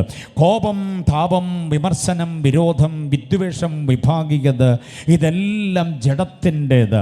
അശുദ്ധിയും അതിരാഗങ്ങളടക്കമുള്ള സകല സംഗതികളും, പകയും പിണക്കവും ക്രോധവും, അതും എല്ലാം ഈ ജഡത്തിൻ്റേതായിരിക്കുന്ന അനുഭവങ്ങൾ. ഇതിനെയെല്ലാം പിടിച്ച് അടക്കിയ ഒരു വ്യക്തി ഉണ്ടെങ്കിൽ അവനാ ക്രിസ്തുവിനുള്ളവൻ. Price the Lord. യാതൊരു വിധത്തിലും പ്രതികാര നടപടികളില്ലാതെ തന്നെ ഉപദ്രവിക്കുന്നവരുടെ മുഖത്ത് നോക്കി ശാന്തമായി അങ്ങനെ പുഞ്ചിരിയോടെ നിന്ന സഹനത്തിൻ്റെ ആളത്വമായ ക്രിസ്തുവിന് നമ്മൾ ആ ക്രിസ്തുവിനുള്ളവരാകണമെങ്കിൽ സഹനവും ത്യാഗവും വിശുദ്ധിയും വിശ്വസ്തതയും സ്നേഹവും സത്യവും ധർമ്മവും ന്യായവും നീതിയുമെല്ലാം കൂടെ ഒരുമിച്ച് വാരി അണിഞ്ഞെങ്കിലേ നാം ക്രിസ്തുവിൻ്റെതായി മാറുകയുള്ളൂ. Praise the Lord. ലോകത്തിൻ്റെ തിന്മകളിലേക്ക് സ്വാധീനിക്കപ്പെട്ടിട്ട് പാട്ടുകൊണ്ടും പ്രാർത്ഥന കൊണ്ടും മറ്റിതര ആത്മീയ ഇടപാട് കൊണ്ടും വസ്ത്രധാരണം കൊണ്ടും ക്രിസ്തുവിൻ്റെതാണെന്ന് വരുത്തി തീർക്കുവാൻ ചില വേഷവിധാനങ്ങളുടെ പകർച്ച കൊണ്ട് അതിനുവേണ്ടി പരിശ്രമിക്കുന്നവരുണ്ട്. പക്ഷേ ഞാൻ ഇന്ന് പകല് പറഞ്ഞതുപോലെ നാം ക്യാമറ നിരീക്ഷണത്തിലാണ്. ഏത് ക്യാമറയാണെന്നറിയാമോ? ഇവിടെ സർക്കാർ ചെയ്ത് കോടികൾ ചെലവഴിച്ച് സ്ഥാപിച്ച ക്യാമറയുടെ നിരീക്ഷണത്തിലല്ല. ഒരിക്കലും മെയിൻ്റനൻസ് വേണ്ടാത്ത അത്യുന്നതനായവൻ്റെ അഗ്നിമയമായ കണ്ണുകളുടെ മുൻപിൽ നമ്മുടെ ജീവിതത്തിൻ്റെ താളം, മനസ്സിലായോ? നമ്മുടെ ജീവിതത്തിൻ്റെ രാത്രികൾ, നമ്മുടെ ജീവിതത്തിൻ്റെ പകലുകൾ, നമ്മുടെ ജീവിതത്തിൻ്റെ ഇടവഴികൾ, പെരുവഴികളെല്ലാം ആ ക്യാമറയുടെ കണ്ണുകളുടെ മുൻപിലാണ്. അപ്പോഴാണ് ജഡമാണോ നമ്മെ നയിക്കുക, അതേ ആത്മാവാണോ നമ്മെ നയിക്കുക എന്നുള്ളത് കർത്താവിന് വ്യക്തമായി അറിയാം. ജഡപ്രകാരമുള്ള സകല വിചാരങ്ങളെയും പിടിച്ചടക്കി ദൈവവചനത്തിൻ്റെ പരിജ്ഞാനത്തിന് വിരോധമായി പൊങ്ങുന്ന സകല സങ്കല്പങ്ങളെയും പിടിച്ചടക്കുവാൻ ആർക്ക് കഴിഞ്ഞിട്ടുണ്ടോ അവരാണ് ക്രിസ്തുവിനുള്ളവർ. ഹല്ലേലൂയ. ബോധ്യമായവർ കർത്താവിനെ സ്തുതിച്ചാട്ടെ. ഇനി പറയണം, ക്രിസ്തുവിനുള്ളവരാണ് ഉയർത്തെഴുന്നേൽക്കുന്നതെങ്കിൽ ഈ യോഗ്യതയുള്ളവരെ പൊങ്ങി വരത്തുള്ളൂ. ഒന്ന് പറഞ്ഞ് രണ്ടാമത്തേതിന്, കോപം കൊണ്ട് ഉറഞ്ഞു തുള്ളുന്നവരും അവരനെ കുത്തി ഒതുക്കാൻ ശ്രമിക്കുന്നവരും അവരൻ്റെ അവസരത്തെ ഇല്ലാതാക്കാൻ ശ്രമിക്കുന്നവരും ആക്ഷേപം കൊണ്ടും അനാവശ്യമായിരിക്കുന്ന നിലപാടുകൾ കൊണ്ടും ഒരുവനെ ഒതുക്കാൻ ശ്രമിക്കുന്നവരാരും ക്രിസ്തുവിൻ്റെ മനോഭാവമുള്ളവരല്ല. എത്ര പേർക്ക് മനസ്സിലായി? ആരാണോ ക്രിസ്തുവിനുള്ളവർ അവർ മാത്രമേ കാഹളനാളം കേൾക്കുമ്പോൾ ഉയർത്തു വരികയുള്ളൂ. ക്രിസ്തുവിനുള്ളവരുടെ വേറൊരു ശ്രേഷ്ഠത കേൾക്കണോ? ദൈവമക്കൾ മാത്രമാണല്ലോ പന്തലിൽ കൂടി വന്നിരിക്കുന്നതെന്ന് എനിക്ക് മനസ്സിലായി. ആരാധനയുടെ നേരത്തെ എല്ലാവരും ആത്മനിറവിൽ ആരാധിക്കുന്നത് കാണാൻ കഴിഞ്ഞതുകൊണ്ട് എനിക്ക് മനസ്സിലായി ഇതിനകത്തിരിക്കുന്നവരൊക്കെ ദൈവമക്കൾ തന്നെയാണ്. അതല്ലാതെ ആരെങ്കിലും, ദൈവമക്കളെന്ന് ഞാൻ പറയുന്നത് വിശുദ്ധിയുടെ പൂർണ്ണതയിലേക്ക്, വചനത്തിൻ്റെ വ്യവസ്ഥാപിതമായ ചിട്ടവട്ടങ്ങളിലേക്ക് വന്നിട്ടുള്ളവർ തന്നെയാണ് ഇവിടെ ഇരിക്കുന്നതെന്ന് എനിക്കറിയാം. എന്നാൽ ക്രൈസ്തവീയതയുടെ അഭ്യുദയകാംക്ഷികളായിട്ടുള്ള പ്രിയപ്പെട്ടവരുമുണ്ടാകാം. നിങ്ങളോട് പറയാം, പറയാം, ക്രിസ്തുവിനുള്ളവർക്ക് മാത്രമേ പുനരാഗമനം ഉപകാരമാകുകയുള്ളൂ. ക്രിസ്തുവിനുള്ളവരുടെ ഒന്നാമത്തെ ലക്ഷണം, അവർ തങ്ങളുടെ ജഡത്തെ അതിൻ്റെ രാഗമോഹങ്ങളോടുകൂടെ ക്രൂശിച്ചവരാ. രണ്ടാമത്തെ ലക്ഷണം, ക്രിസ്തുവിനുള്ളവരുടെ രണ്ടാമത്തെ ലക്ഷണം ഫിലിപ്പിയ ലേഖനം 2:5 ആണ്. The same attitude which was in Christ Jesus. ക്രിസ്തുവിൻ്റെ അതേ ഭാവമുള്ളവരാ ക്രിസ്തുവിനുള്ളവർ. ക്രിസ്തുവിൻ്റെ ഭാവം എന്താണ്? ക്രിസ്തുവിൻ്റെ ഭാവമെന്ന് പറയുന്നത്, ക്രിസ്തുവിൻ്റെ ഭാവത്തിൽ ഒരിക്കലും അഹങ്കാരമോ അഹന്തയോ ധാർഷ്ട്യമോ ധിക്കാരമോ താൻപോരിമയോ കാണുന്നില്ല. ക്രിസ്തുവിൻ്റെ ഭാവത്തിൽ വിമർശന വിരോധ വിദ്വേഷ വിഭാഗികതകൾ കാണുന്നില്ല. ക്രിസ്തുവിൻ്റെ ഭാവമെന്ന് പറയുന്നത് ദൈവ ഡിവൈൻ ആറ്റിറ്റ്യൂഡാണ്. അതുള്ളവരാ ക്രിസ്തുവിനുള്ളവർ. മനസ്സിലാകുന്നുണ്ടോ പറയുന്നേ? എത്ര പേർക്ക് ബോധ്യമാകുന്നുണ്ട്? ക്രിസ്തുവിനുള്ളവർ ക്രിസ്തുവിൻ്റെ ഭാവമുള്ളവരാ. ഫിലിപ്പിയർ 2:5. ക്രിസ്തുവിന് അധികാരികളോടുള്ള ഭാവം എന്തായിരുന്നു? ക്രിസ്തുവിന് സഹപ്രവർത്തകരോടുള്ള ഭാവം എന്താ? ക്രിസ്തുവിന് സ്ത്രീകളോടുള്ള ഭാവം എന്തായിരുന്നു? ക്രിസ്തുവിന് പുരുഷവർഗത്തോടുള്ള ഭാവം എന്താ? ക്രിസ്തുവിന് കുഞ്ഞുങ്ങളോടുള്ള ഭാവം എന്തായിരുന്നു? ക്രിസ്തുവിന് പാപത്തോടുള്ള ഭാവം എന്തായിരുന്നു? ക്രിസ്തുവിന് തൻ്റെ പിതാവിനോടുള്ള ഭാവം എന്തായിരുന്നു? ക്രിസ്തുവിന് പിശാചിനോടുള്ള ഭാവം എന്തായിരുന്നു? ഇങ്ങനെ ഭാവങ്ങളെ വകതിരിച്ച് പഠിച്ചാൽ തീരാത്തൊരു ബഹുത്തായ വിഷയമാണത്. ആ ഭാവം അതിൻ്റെ തനിമയോടെ സൂക്ഷിക്കുന്നവരാ ക്രിസ്തുവിനുള്ളവർ. അവർ മാത്രമേ കർത്താവിൻ്റെ വരവിൽ എടുത്തുകൊള്ളപ്പെടത്തുള്ളൂ. ക്രിസ്തുവിനെ അറിയാമെന്നുള്ളതല്ല കാര്യം, ക്രിസ്തുവുമായി എനിക്ക് ഇത്ര കാലത്തെ ബന്ധമുണ്ടെന്നുള്ളതല്ല കാര്യം, ക്രിസ്തു സഭയുമായി എനിക്ക് ബന്ധമുണ്ട്, ഞാൻ ആ സഭയുടെ ഇന്നാരിന്നാര എന്നൊക്കെ നമുക്ക് പെരുമ പറയാൻ പറ്റും. പക്ഷെ ക്രിസ്തുവിൻ്റെ ഭാവമില്ലാത്തവരാരും ക്രിസ്തുവിനുള്ളവരല്ല. ക്രിസ്തുവിനുള്ളവരല്ലെങ്കിൽ കാഹളനാളിൽ പൊങ്ങുകയില്ല. എത്ര പേര് സമ്മതിക്കുന്നുണ്ട് ഞാൻ പറഞ്ഞ കാര്യം? Praise the Lord. മറന്നു പോകരുത്. കുഞ്ഞുങ്ങളൊക്കെ അറിയാൻ, യൂത്ത്സിന് ഒരു അസൈൻമെൻറ്റ്സോ, യൂത്ത്സിന് അല്പം കൂടെ വിശാലമായ നിലയിൽ ഈ വിഷയത്തെ ഒന്ന് അപഗ്രഥിക്കേണ്ടതിന് ഞാൻ പറയാം. മക്കളെ, ക്രിസ്തുവിൻ്റെ ഭാവത്തെക്കുറിച്ച് നിങ്ങൾ ആഴത്തിൽ പഠിക്കുമ്പോൾ ഈ പറയുന്ന വിഷയങ്ങളെ നിങ്ങൾ വിശാലമായി പൂരിപ്പിക്കണം. എന്താണെന്നറിയാമോ? ഒന്ന്, ക്രിസ്തു തൻ്റെ ശരീരത്തെ എങ്ങനെ സൂക്ഷിച്ചു, അതുപോലെ സൂക്ഷിക്കണം ക്രിസ്തുവിനുള്ളവൻ. ക്രിസ്തു തൻ്റെ ശരീരത്തെ എങ്ങനെ സൂക്ഷിച്ച്? 33.5 വർഷം ആവശ്യമില്ലാത്തടത്തെങ്ങും മുട്ടുകയോ തട്ടുകയോ ഉരുമുകയോ ഒരയുകയോ ചെയ്തിട്ടില്ല. ആവശ്യമില്ലാത്ത ഒരിടപാടുമായി തൻ്റെ ശരീരത്തെ കൂട്ടി ഇണക്കിയില്ല. കണ്ടോ? അതാ ക്രിസ്തുവിൻ. താൻ തൻ്റെ ശരീരം എങ്ങനെ സൂക്ഷിച്ചു, അതേപോലെ ശരീരത്തെ സൂക്ഷിക്കാൻ സമർപ്പിക്കപ്പെട്ടവനാ ക്രിസ്തുവിനുള്ളവൻ. എത്ര പേര് സമ്മതിക്കുന്നുണ്ട് കാര്യം? രണ്ടാമത്തേത്, ക്രിസ്തു പ്രാർത്ഥനാ മുറിയിൽ എങ്ങനായിരുന്നു? നമ്മൾ പ്രാർത്ഥനാ മുറിയിൽ എങ്ങനെ, ക്രിസ്തു പ്രാർത്ഥനാ മുറിയിൽ എങ്ങനായിരുന്നു? ക്രിസ്തുവിൻ്റെ പ്രാർത്ഥനയുമായി നമുക്ക് വല്ല ബന്ധമുണ്ടോ? നമ്മൾ പ്രാർത്ഥിക്കുന്നുണ്ട്, ഏതാണ്ടൊക്കെ 1-2 വാചകം പറഞ്ഞ് യേശുവേ സ്തോത്രം ആമേൻ എന്നും പറഞ്ഞ് കിടന്ന് ഉറങ്ങുക പതിവ്. രാവിലെ എഴുന്നേറ്റ് പ്രാർത്ഥിക്കാൻ പോലും നേരമില്ലാതെ ഓട്ടമാണ് നമ്മുടെ തിരക്കിനിടയിലേക്ക്. പക്ഷേ കർത്താവ് പ്രാർത്ഥനയുടെ ആളത്വമായിരുന്നു. ദൈവദാസന്മാർ കൈകാര്യം ചെയ്യാൻ ഞാനൊരു വിഷയം തരാം. യേശുവിൻ്റെ പ്രാർത്ഥനയുടെ സമയം, യേശുവിൻ്റെ പ്രാർത്ഥനയുടെ രീതി, യേശുവിൻ്റെ പ്രാർത്ഥനയുടെ അനന്തരഫലം. 3 വിഷയങ്ങൾ പഠിച്ചാൽ തീരും. The time of his prayer, the style of his prayer, the outcome of his prayer. യേശുവിൻ്റെ പ്രാർത്ഥനയുടെ സമയം. ചില നിർണായക സമയങ്ങളിൽ യേശു പ്രാർത്ഥിച്ചു, അത് വലിയ വിടുതലായി മാറി. യേശുവിൻ്റെ പ്രാർത്ഥനയുടെ സ്റ്റൈൽ എങ്ങനെയായിരുന്നു? സ്റ്റൈൽ എങ്ങനെ? ദിവാങ്കോട്ടയിൽ MM ഫൗണ്ട് റോഫളസ് കുർലോ മെത്തപ്പുറത്ത് കയറിയിരുന്ന് പഞ്ഞിത്തലേനെ എടുത്ത് മടിയിലോട്ട് വെച്ചോണ്ടൊന്നും അല്ല യേശു പ്രാർത്ഥിച്ച്. നമ്മൾ സന്ധ്യപ്രാർത്ഥനയ്ക്ക് പോലും ദിവാങ്കോട്ടയിൽ നിന്ന് ഇറങ്ങുന്നില്ലല്ലോ താഴോട്ട്. നട്ടെല്ല് വേദന, വീക്കം, താക്കം ഒക്കെ ഉള്ളവർ കസേരയിലിരുന്നോ, കുഴപ്പമൊന്നുമില്ല. ചെറുപ്പക്കാരോടാണ് ഞാൻ പറയുന്നത്, നിലത്തോട്ട് ഇറങ്ങണം. നീ അപ്പച്ചനോ വല്യപ്പച്ചനോ വല്യമ്മച്ചോ ഒക്കെ കസേരയിൽ ഇരുന്നോട്ടെ, കട്ടിലിരുന്ന് പ്രാർത്ഥിച്ചോട്ടെ, പക്ഷേ നീ നിലത്തിറങ്ങണം. മർക്കോസിന് സുവിശേഷം 14:35 മർക്കോസ് 14:35. അവൻ അല്പം മുൻപോട്ട് ചെന്ന് നിലത്ത് വീണു. നിലത്തെന്തോ ഇതു? കാല് തെറ്റി വീണതല്ല, പ്രാർത്ഥിക്കാൻ വേണ്ടി വീണതാ. മോളെ കേട്ടോ, നിലത്ത് വീഴണം. നിൻ്റെ ഭാവി ഭാസുരമാകാൻ, ലോകമൊരുക്കുന്ന കണിയിലും കുടുക്കിലും നിൻ്റെ കാല് കുരുങ്ങിപ്പോകാതിരിക്കുക, നിൻ്റെ സൗന്ദര്യത്തെയും നിൻ്റെ ആരോഗ്യത്തെയും നിൻ്റെ സ്മാർട്ട്നെസ്സിനെയും നിൻ്റെ സാമ്പത്തികത്തെയും നിൻ്റെ ജീവിതത്തിൻ്റെ സമസ്ത സംഗതികളെയും വസൂലാക്കാൻ കഴുകൻ കണ്ണുകളുമായി കൂടെ കൂടുന്ന ഒരൊറ്റ വ്യക്തിക്കും നീ ദോഷകരമായി മാറാതിരിക്കാൻ, നിൻ്റെ ജീവിതത്തിൽ തിന്മ ഭവിക്കാതിരിക്കാൻ യേശു പ്രാർത്ഥിച്ച പോലെ പ്രാർത്ഥിച്ചാൽ മതി. മുൻപിൽ ഉയരുന്ന പ്രതിസന്ധികളും മുൻപിൽ ഉയരുന്ന സകലവിധമായിരിക്കുന്ന ദോഷങ്ങളെയും നീങ്ങിക്കിട്ടാൻ ഒറ്റ വഴിയേ ഉള്ളൂ. പ്രാർത്ഥിച്ച പോരാ, ഗുരുവും നാഥനുമായി അവൻ പ്രാർത്ഥിച്ച സ്റ്റൈൽ അങ്ങോട്ട് ഏറ്റെടുക്കണം. അവൻ മുൻപോട്ട് എന്ന നിലത്ത് വീണു, അങ്ങനെ പറയുന്നത്, നിലത്ത് വീണ് പ്രാർത്ഥിച്ചു. ശ്രദ്ധിച്ചു കേട്ടോ, ഞാൻ ആത്മീയ ചിന്ത പറയാം. നിങ്ങളുടെ മനസ്സൊന്ന് ഉണർത്താൻ, പ്രാർത്ഥന മുറിയിൽ ഒന്നുകൂടെ സജീവമാകാൻ വേണ്ടി ഒരു ചിന്ത പ്രാരംഭത്തിൽ പറയാം. അവൻ നിലത്ത് വീണു, ഗത്സമനയുടെ പച്ച മണ്ണിൽ വീണ് കിടന്ന് പ്രാർത്ഥിച്ചു. എത്ര നേരം എത്ര മണിക്കൂറെന്നറിയില്ല. പ്രാർത്ഥന കഴിഞ്ഞ് എഴുന്നേറ്റ് ആ മണ്ണിൽ തന്നെ ഉപ്പുറ്റി ഉറപ്പിച്ച് നിന്നു. അപ്പോഴാണ് പന്തവും കുന്തവും വാളും വടിയുമായി പിടിച്ചു കെട്ടി കൊണ്ടുപോകാൻ ചേവകർ വന്നത്. ചേവകരെന്ന് പറഞ്ഞാൽ എന്താണെന്നറിയാമോ? ആലയം വക പോലീസാണ്.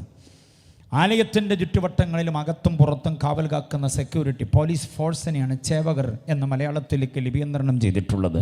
ആ ചേവകർ വന്നു.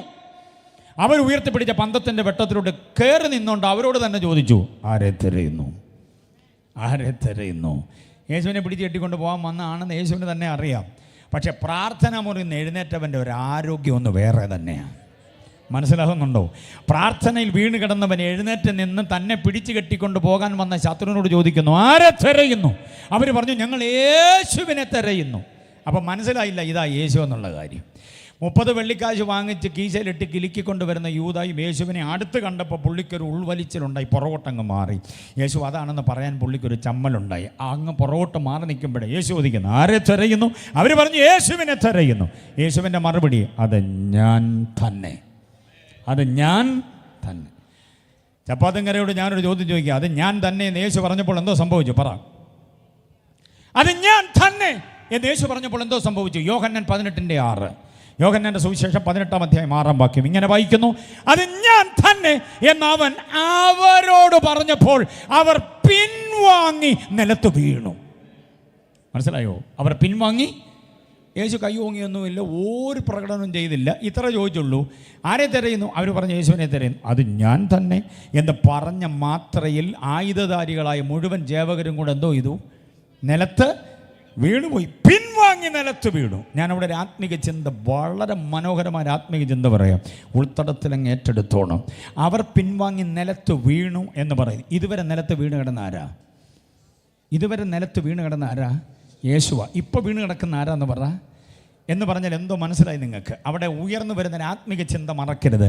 പ്രാർത്ഥനാ മുറിയിൽ വീണ് കിടക്കാൻ നിനക്ക് മനസ്സായാൽ പ്രാർത്ഥന കഴിഞ്ഞ് എഴുന്നേൽക്കുമ്പോൾ നിൻ്റെ ശത്രു നിൻ്റെ മുമ്പിൽ വീണിരിക്കും. എത്ര പേർക്ക് ബോധ്യമാകുന്നുണ്ട്? ഉയർന്നു നിൽക്കുന്ന കോട്ടകൊത്തളങ്ങളും ഉയർന്നു നിൽക്കുന്ന വൻമതിലുകളും ഉയർന്നു നിന്ന് പത്തി വിരിച്ചാടുന്ന സകലവിധ ദുഷ്ടപ്പോരുകളും നിൻ്റെ പതനം കാണാൻ ആഗ്രഹിച്ച് ചെയ്തു കൂട്ടുന്ന വിളിച്ചു ചൊല്ലലുകളും നേർച്ച കാഴ്ചകളും അർപ്പണ തർപ്പണങ്ങളും അവിടെ നിന്നും ഇവിടെ നിന്നും ആവാഹിച്ചു വിടുന്ന ചില ദുഷ്ടവ്യാപാരങ്ങൾ നിന്റെ മുമ്പിൽ അടിപതറി വീഴാൻ ഒറ്റ മാർഗമേ ഉള്ളൂ. പ്രാർത്ഥന മുറിയിൽ നിലത്തോട്ടങ്ങ് വീഴാൻ കഴിയണം. ശമ്പളം മറക്കണം, തസ്തിക മറക്കണം, നീ നിൽക്കുന്ന ഉന്നത പദവി മറക്കണം. നിലത്തോട്ട് വീണ് കിടന്ന് പ്രാർത്ഥിക്കുഞ്ഞേ, നിന്റെ മുൻപിൽ ഉയരുന്ന കോട്ടകൊത്തളങ്ങൾ ഇടിഞ്ഞു മാറിയും. വിശ്വസിക്കുന്നവരെ കരമടിച്ച് കർത്താവിനെ സ്തുതിക്ക്, ശക്തമായ ദൈവത്തെ ആരാധിക്ക്. കാലപ്പഴക്കമുള്ള ചില പോരുകളുണ്ട് നിന്നെ വിട്ടുപോകത്തില്ലെന്ന് പറയുന്നു.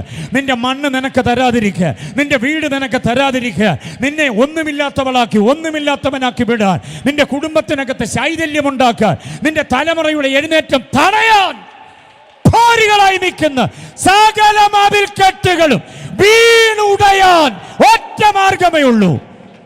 നിലത്ത് വീഴണം. പ്രാർത്ഥനാ മുറിയിൽ നിലത്ത് വീഴണം. സ്റ്റൈല് മാറ്റ്. പ്രാർത്ഥനയുടെ ഒരു സ്റ്റൈല് മാറ്റ്. യെസ്, ശാരീരിക ക്ഷീണത്തിന് മുൻതൂക്കം ഒന്നും കൊടുക്കണ്ട, അതൊക്കെ മാറ്റി കിട്ടും. അയ്യോ തലവേദനയാ, പല്ലുവേദനയാ, നടുവിന് വേദനയാ, മുട്ടിന് വേദനയാ, കൂടെ പറയുന്നു അയ്യോ വയ്യ. പെന്തക്കോസുകാരനാ. വായിന്ന് മാറാത്ത 2-3 പദങ്ങളുണ്ട്. വയ്യ. ഒരു ദിവസം എത്ര പ്രാവശ്യം പറയും വയ്യ എന്ന് പറയുന്നതിൻ്റെ കൂട്ടത്തിൽ പറയുന്ന വേറൊരു പദമാ അയ്യോ. അതിൻ്റെ കൂട്ടത്തിൽ 3-ാമതൊരു സംഗതിയുണ്ട്, ഇല്ല. ഇത് 3ഉം പെന്തക്കോസുകാരുടെ വായിന്ന് മാറാത്തിടത്തോളം കാലം നീ ഗുണം വരുത്തില്ല. ഈ ഇല്ല എടുത്തങ്ങ് കളയണം. സുഖമുണ്ടോ? ഇല്ല. വല്ലതും കഴിച്ചോ? ഇല്ല. മക്കളാരെങ്കിലും വിളിച്ചോ? ഇല്ല. പാസ് ഇതുവഴി വന്നായിരുന്നോ? ഇല്ല. കൺവെൻഷൻ ഉണ്ട്, വരുന്നോ? ഇല്ല. എന്നാ ചോദിച്ചാൽ ഇല്ലെന്നേ പറയുള്ളൂ. ഈ അയ്യോ എന്നൊക്കെ പറയുന്നത് ഭയങ്കര ഗുരുതരമായ ഒരു സംഗതിയാണ്, അറിയാമോ? ഹൈന്ദവ സ്നേഹിതർ വെച്ച് ആരാധിക്കുന്ന അവരുടെ ഒരു പ്രധാനപ്പെട്ട ദൈവമാണ് അയ്യൻ. മനസ്സിലാകുന്നുണ്ടോ? ആ അയ്യനെയാണ് നമ്മൾ അയ്യോ എന്ന് വിളിക്കുന്നത്. പുള്ളി വിളിപ്പുറത്തെങ്കിൽ വരും. വന്നു കഴിഞ്ഞ് പിന്നെ പറഞ്ഞു വിടാൻ എന്നാ പാടാന്നറിയാവോ? അതുകൊണ്ട് ആവശ്യമില്ലാതെ വീട്ടിലിരുന്ന് അയ്യോ അയ്യോ എന്ന് വിളിക്കരുത്, പുള്ളി വന്ന് കയറും. അതുകൊണ്ട് അയ്യോ അയ്യോ എന്ന് പറയാനായിട്ട് നാക്ക് ഇങ്ങനെ ത്രസിക്കുന്നിടത്തെല്ലാം സ്തോത്രം സ്തോത്രം സ്തോത്രം കർത്താവേ സ്തോത്രം, എൻ്റെ കർത്താവേ സ്തോത്രമെന്ന് പറയണം. മനസ്സിലായോ? ഈ പാപ്പരത്വത്തിൻ്റെ അരാജകത്വത്തിൻ്റെ ഈ വാക്കുകൾ നമ്മുടെ നാവിന്നെടുത്താൻ കളയണം. ഏതാ 3 വാക്കുകൾ? വയ്യ വയ്യ വയ്യ വയ്യ വയ്യ എന്ന് പറയുകയും ചെയ്യും. എന്തെല്ലാം പരിപാടി ഒപ്പിച്ച് വെക്കുന്നതെന്നറിയാവോ? അതാണ് സംഭവം. പറച്ചിലൊക്കെ കിട്ടിയ ഏഴേം കൃമിയും മണ്ണാങ്കട്ടയും പൊടിയും പൂഴിയും ചാരവും പഴന്തുണിയും കുപ്പയുമായ എന്നെ അനുഗ്രഹിക്കണേന്ന് ഒക്കെ അങ്ങ് പറഞ്ഞ് എളിമയുടെ അങ്ങേ അറ്റം വരെയാണ് പോവുക. മനസ്സിലായോ? വയ്യ വയ്യ എന്ന് പറയുകയും ഇങ്ങനെയും കൂടെ പറയുകയും ചെയ്യുമ്പം അയ്യോ പാവം ഇത്രയും വിനയമുള്ള ഒരാളെന്നൊക്കെ നമ്മൾ, പക്ഷെ ഒപ്പിച്ച് വയ്ക്കുന്ന പണി കണ്ട ഭയങ്കരമാണ്. അതിനകത്ത് ഒരു കാര്യം പറയുന്നുണ്ട്, ഞാൻ കൃമിയാന്നൊക്കെ പറയുന്നുണ്ട്. കൃമിയാ സകല ദോഷത്തിൻ്റെയും കാരണം. മനസ്സിലായില്ലേ? അതുകൊണ്ട് ഞാൻ പറയാം, നമ്മൾ അല്പം കൂടെ പരിജ്ഞാനം പ്രാപിച്ച് വേണം ഭാഷാപ്രയോഗങ്ങൾ വരെ ഉപയോഗിക്കാൻ. മനസ്സിലാകുന്നുണ്ടോ? ഇതൊന്ന് ശ്രദ്ധിച്ചു നോക്കി. നിലത്ത് വീണ് സകലവും ഉളവാക്കിയവനവനാ. ഉളവായതൊന്നും അവനെ കൂടാതെ ഉളവായതല്ല. സർവശക്തനാ, സർവജ്ഞാനിയാ, സർവവ്യാപിയാ, സർവ അധികാരിയാ, നിത്യനാ, സകല ശക്തികൾക്കും മീതെ പരമാധികാരമുള്ളവനാ എൻ്റെ യേശു. അറിയാമോ? വീണ്ടെടുപ്പുകാരനാ, സഭയുടെ തലയായവനാ, സ്നേഹ സ്വരൂപനാ, അന്ധകാരത്തിൽ നമ്മെ വിടുവിച്ചവനാ, ദൈവത്തോട് നമ്മെ നിരപ്പിച്ചവനാ. അവന് തുല്യം പറയാൻ വേറെ ആരുമില്ല. പ്രിയ കുഞ്ഞു മുമ്പേ പറഞ്ഞില്ലേ, വല്ലാതെ വ്യാഖ്യാനിച്ച് നമുക്ക് തന്നില്ലേ? ആയിരങ്ങൾ, പതിനായിരങ്ങൾ, ലക്ഷോപലക്ഷങ്ങൾ സുന്ദരൻ പ്രിയ എന്ന് പറഞ്ഞ് ഹിന്ദിക്കാർ പാടുന്നുണ്ട്. ഓ ലക്ഷങ്ങളിൽ സുന്ദരനായ എൻ്റെ യേശു, ചെറുമാനിനും കലക്കുട്ടിക്കും തുല്യനായി ഓടി വരുന്നവൻ, മലകളുടെ ഇടയിലൂടെ ഓടി വരുന്നവൻ, കാട്ടുമരങ്ങൾക്കിടയിൽ നാരകം പോലെയുള്ളവൻ, ആ എൻ്റെ കർത്താവ് വെണ്മയും ചുവപ്പുമുള്ളവൻ, അത്ര ശ്രേഷ്ഠനാണ്. പക്ഷേ അവനെ ഇപ്പം നിലത്ത് വീണ് കിടക്കുന്നത്. ആ കർത്താവിന് പ്രാർത്ഥന മുറി നിലത്ത് വീഴാൻ പറ്റുമെങ്കിൽ പിന്നെ നമ്മുടെ കാര്യം നമ്മൾ വേറെ ഒരു പത്രാസും വിചാരിക്കേണ്ട, നിലത്തോട്ട് വീഴ്. കുഞ്ഞുങ്ങളോട് ഞാൻ പ്രത്യേകം പറയുന്നു, മോനെ, നിൻ്റെ പപ്പയ്ക്കും മമ്മിക്കും സാമ്പത്തിക പരാധീനതകളും സാഹചര്യങ്ങളും ഉണ്ടാകാം, പക്ഷേ അതിനെല്ലാം മീതെ ദൈവം നിന്നെ ഉയർത്താൻ നീ വീഴണം താഴോട്ട്. പ്രാർത്ഥന മുറിക്ക്. സഭായോഗത്തിന് വരുമ്പോൾ, കൺവെൻഷന് വരുമ്പോഴുള്ള കാര്യമല്ല പറയുക. വ്യക്തിപരമായ പ്രാർത്ഥനയിൽ നീ നിലത്ത് വീഴാമെങ്കിൽ പ്രാർത്ഥന കഴിഞ്ഞ് എഴുന്നേൽക്കുമ്പോൾ നിൻ്റെ ശത്രു നിൻ്റെ മുമ്പിൽ വീണിരിക്കും. കോട്ടകൊത്തളങ്ങൾ തകരും കേട്ടോ. നിൻ്റെ പതനം കാണാൻ വീട്ടുമുറ്റത്തൊരു വിവാഹ പന്തലിന് പകരം ഒരു മരണപ്പന്തൽ ഉയരണമെന്ന് കാണാൻ കണ്ണിൽ എണ്ണയും ഒഴിച്ച് കാത്തിരിക്കുന്ന ചില ആളുകളുണ്ട്. നിനക്കെതിരെ പല ചെയ്ത്തുദോഷങ്ങൾ ചെയ്ത് നിന്റെ പതനം കാണാൻ കിട്ടുന്ന വിലയ്ക്ക് വിറ്റ് നീ അവിടുന്ന് കായ് ഒന്നുമില്ലാതെ ഇറങ്ങിപ്പോകുന്നത് കാണാൻ ആഗ്രഹിക്കുന്നവരുണ്ട്. നിന്റെ പേരിലുള്ള വസ്തു നിൻ്റേതല്ലാതാക്കി മാറ്റാൻ ആഗ്രഹിക്കുന്നവരുണ്ട്. അങ്ങനെയുള്ള സകല ഇടപാടുകളെയും കർത്താവ് കൈകാര്യം ചെയ്യാൻ ഒറ്റ മാർഗമേ ഉള്ളൂ. ദേശത്ത് നിന്റെ തല ഉയർത്തി നിന്റെ ഉപ്പൂറ്റി ഉറപ്പിച്ച് നാട്ടല് വളയാതെ ശുശ്രൂഷയിൽ നിന്റെ അനുഗ്രഹീതമായ നിലപാട് ഉയർത്തുവാൻ കർത്താവിനെ കൊണ്ട് കഴിയും. പക്ഷേ പ്രാർത്ഥനയല്ലാതെ വേറെ കുറുക്കു വഴി ഒന്നുമില്ല. The style of his prayer, യേശുവിൻ്റെ പ്രാർത്ഥനയുടെ രീതി. മനസ്സിലാകുന്നുണ്ടോ? അടുത്തത് യേശുവിൻ്റെ പ്രാർത്ഥനയുടെ ഔട്ട്കം. സ്വർഗം തുറന്നു, പരിശുദ്ധാത്മാവ് ഇറങ്ങി, ദൈവിക ശബ്ദം കേട്ടു എന്ന് വായിക്കുക. മനസ്സിലാകുന്നുണ്ടോ? അപ്പോൾ യേശുവിൻ്റെ പ്രാർത്ഥനയുടെ സമയം, യേശുവിൻ്റെ പ്രാർത്ഥനയുടെ രീതി, യേശുവിൻ്റെ പ്രാർത്ഥനയുടെ അനന്തരഫലം, ഈ ഭാവം യേശു പ്രാർത്ഥിച്ചതുപോലെ പ്രാർത്ഥിക്കണം. അടുത്തത് യേശു ദൗത്യം നിവർത്തിച്ചതുപോലെ നിവർത്തിക്കണം. യേശുവിനെ പിതാവ് ഏൽപ്പിച്ച മഹത്തായ ദൗത്യങ്ങളെല്ലാം ഒന്നും ബാക്കി വിടാതെ കൃത്യമായി നിറവേറ്റി. മരണമെത്തുന്ന നേരം, അല്ല മരണം വന്ന നേരം, മരണഗന്ധമായ നേരം, താൻ പറഞ്ഞ അവസാനത്തെ വാക്ക് ടെറ്റലസ്റ്റായി, നിവർത്തിയായി. എല്ലാം നിവർത്തിയായി, എല്ലാം നിവർത്തി. 33.5 വയസ്സിനകത്ത് എല്ലാം നിവർത്തിയാക്കിയിട്ട് പോയ ഒരു യേശുവിനെ അതേപടി അനുകരിക്കാവോ? Praise the Lord. 83 വയസ്സ് തരാം, 110 വയസ്സ് തരാം, എല്ലാം നിവർത്തിയാക്കിയിട്ട് പോകാൻ പറ്റുമോ നമുക്ക്? എന്നാലും എവിടെയെങ്കിലും എന്തെങ്കിലുമൊക്കെ ബാക്കി കിടക്കും. കരയുന്നവരുടെ പങ്കം പറഞ്ഞുള്ള കാര്യം, എന്നോടൊന്നും പറയാതെ പോയേ എൻ്റെ പപ്പ എന്നും പറഞ്ഞ. അതിനാ പറയാതെ പോയി, പറയാതെ പൊക്കളഞ്ഞു. മമ്മിയോട് വല്ലതും പറഞ്ഞു, എന്നോടും ഒന്നും പറഞ്ഞില്ല മക്കളെ. ആരോടും പറയാതെ പുള്ളി രക്ഷപ്പെട്ടു. എങ്ങാണ്ടൊന്ന് കിട്ടുന്ന ലോണെല്ലാം കൂടെ വലിച്ചു വെച്ചിട്ട് അതുപോലും വീട്ടാതെ പുള്ളി രക്ഷപ്പെട്ടു. മനസ്സിലാകുന്നുണ്ടോ? ഇപ്പോൾ കടക്കാർ വന്ന് എൻ്റെ കുഞ്ഞുങ്ങളെ പിടിച്ചുകൊണ്ട് പോകാൻ തുടങ്ങുന്നെന്നും പറഞ്ഞ് തള്ള സാക്ഷ്യം പറഞ്ഞുകൊണ്ട് നടക്കുക. അതുവഴി ഇതുവഴി വരുത്തി വയ്ക്കരുത്. ദോഷങ്ങളൊന്നും ബാധ്യതകളൊന്നും വരുത്തി വയ്ക്കരുത്.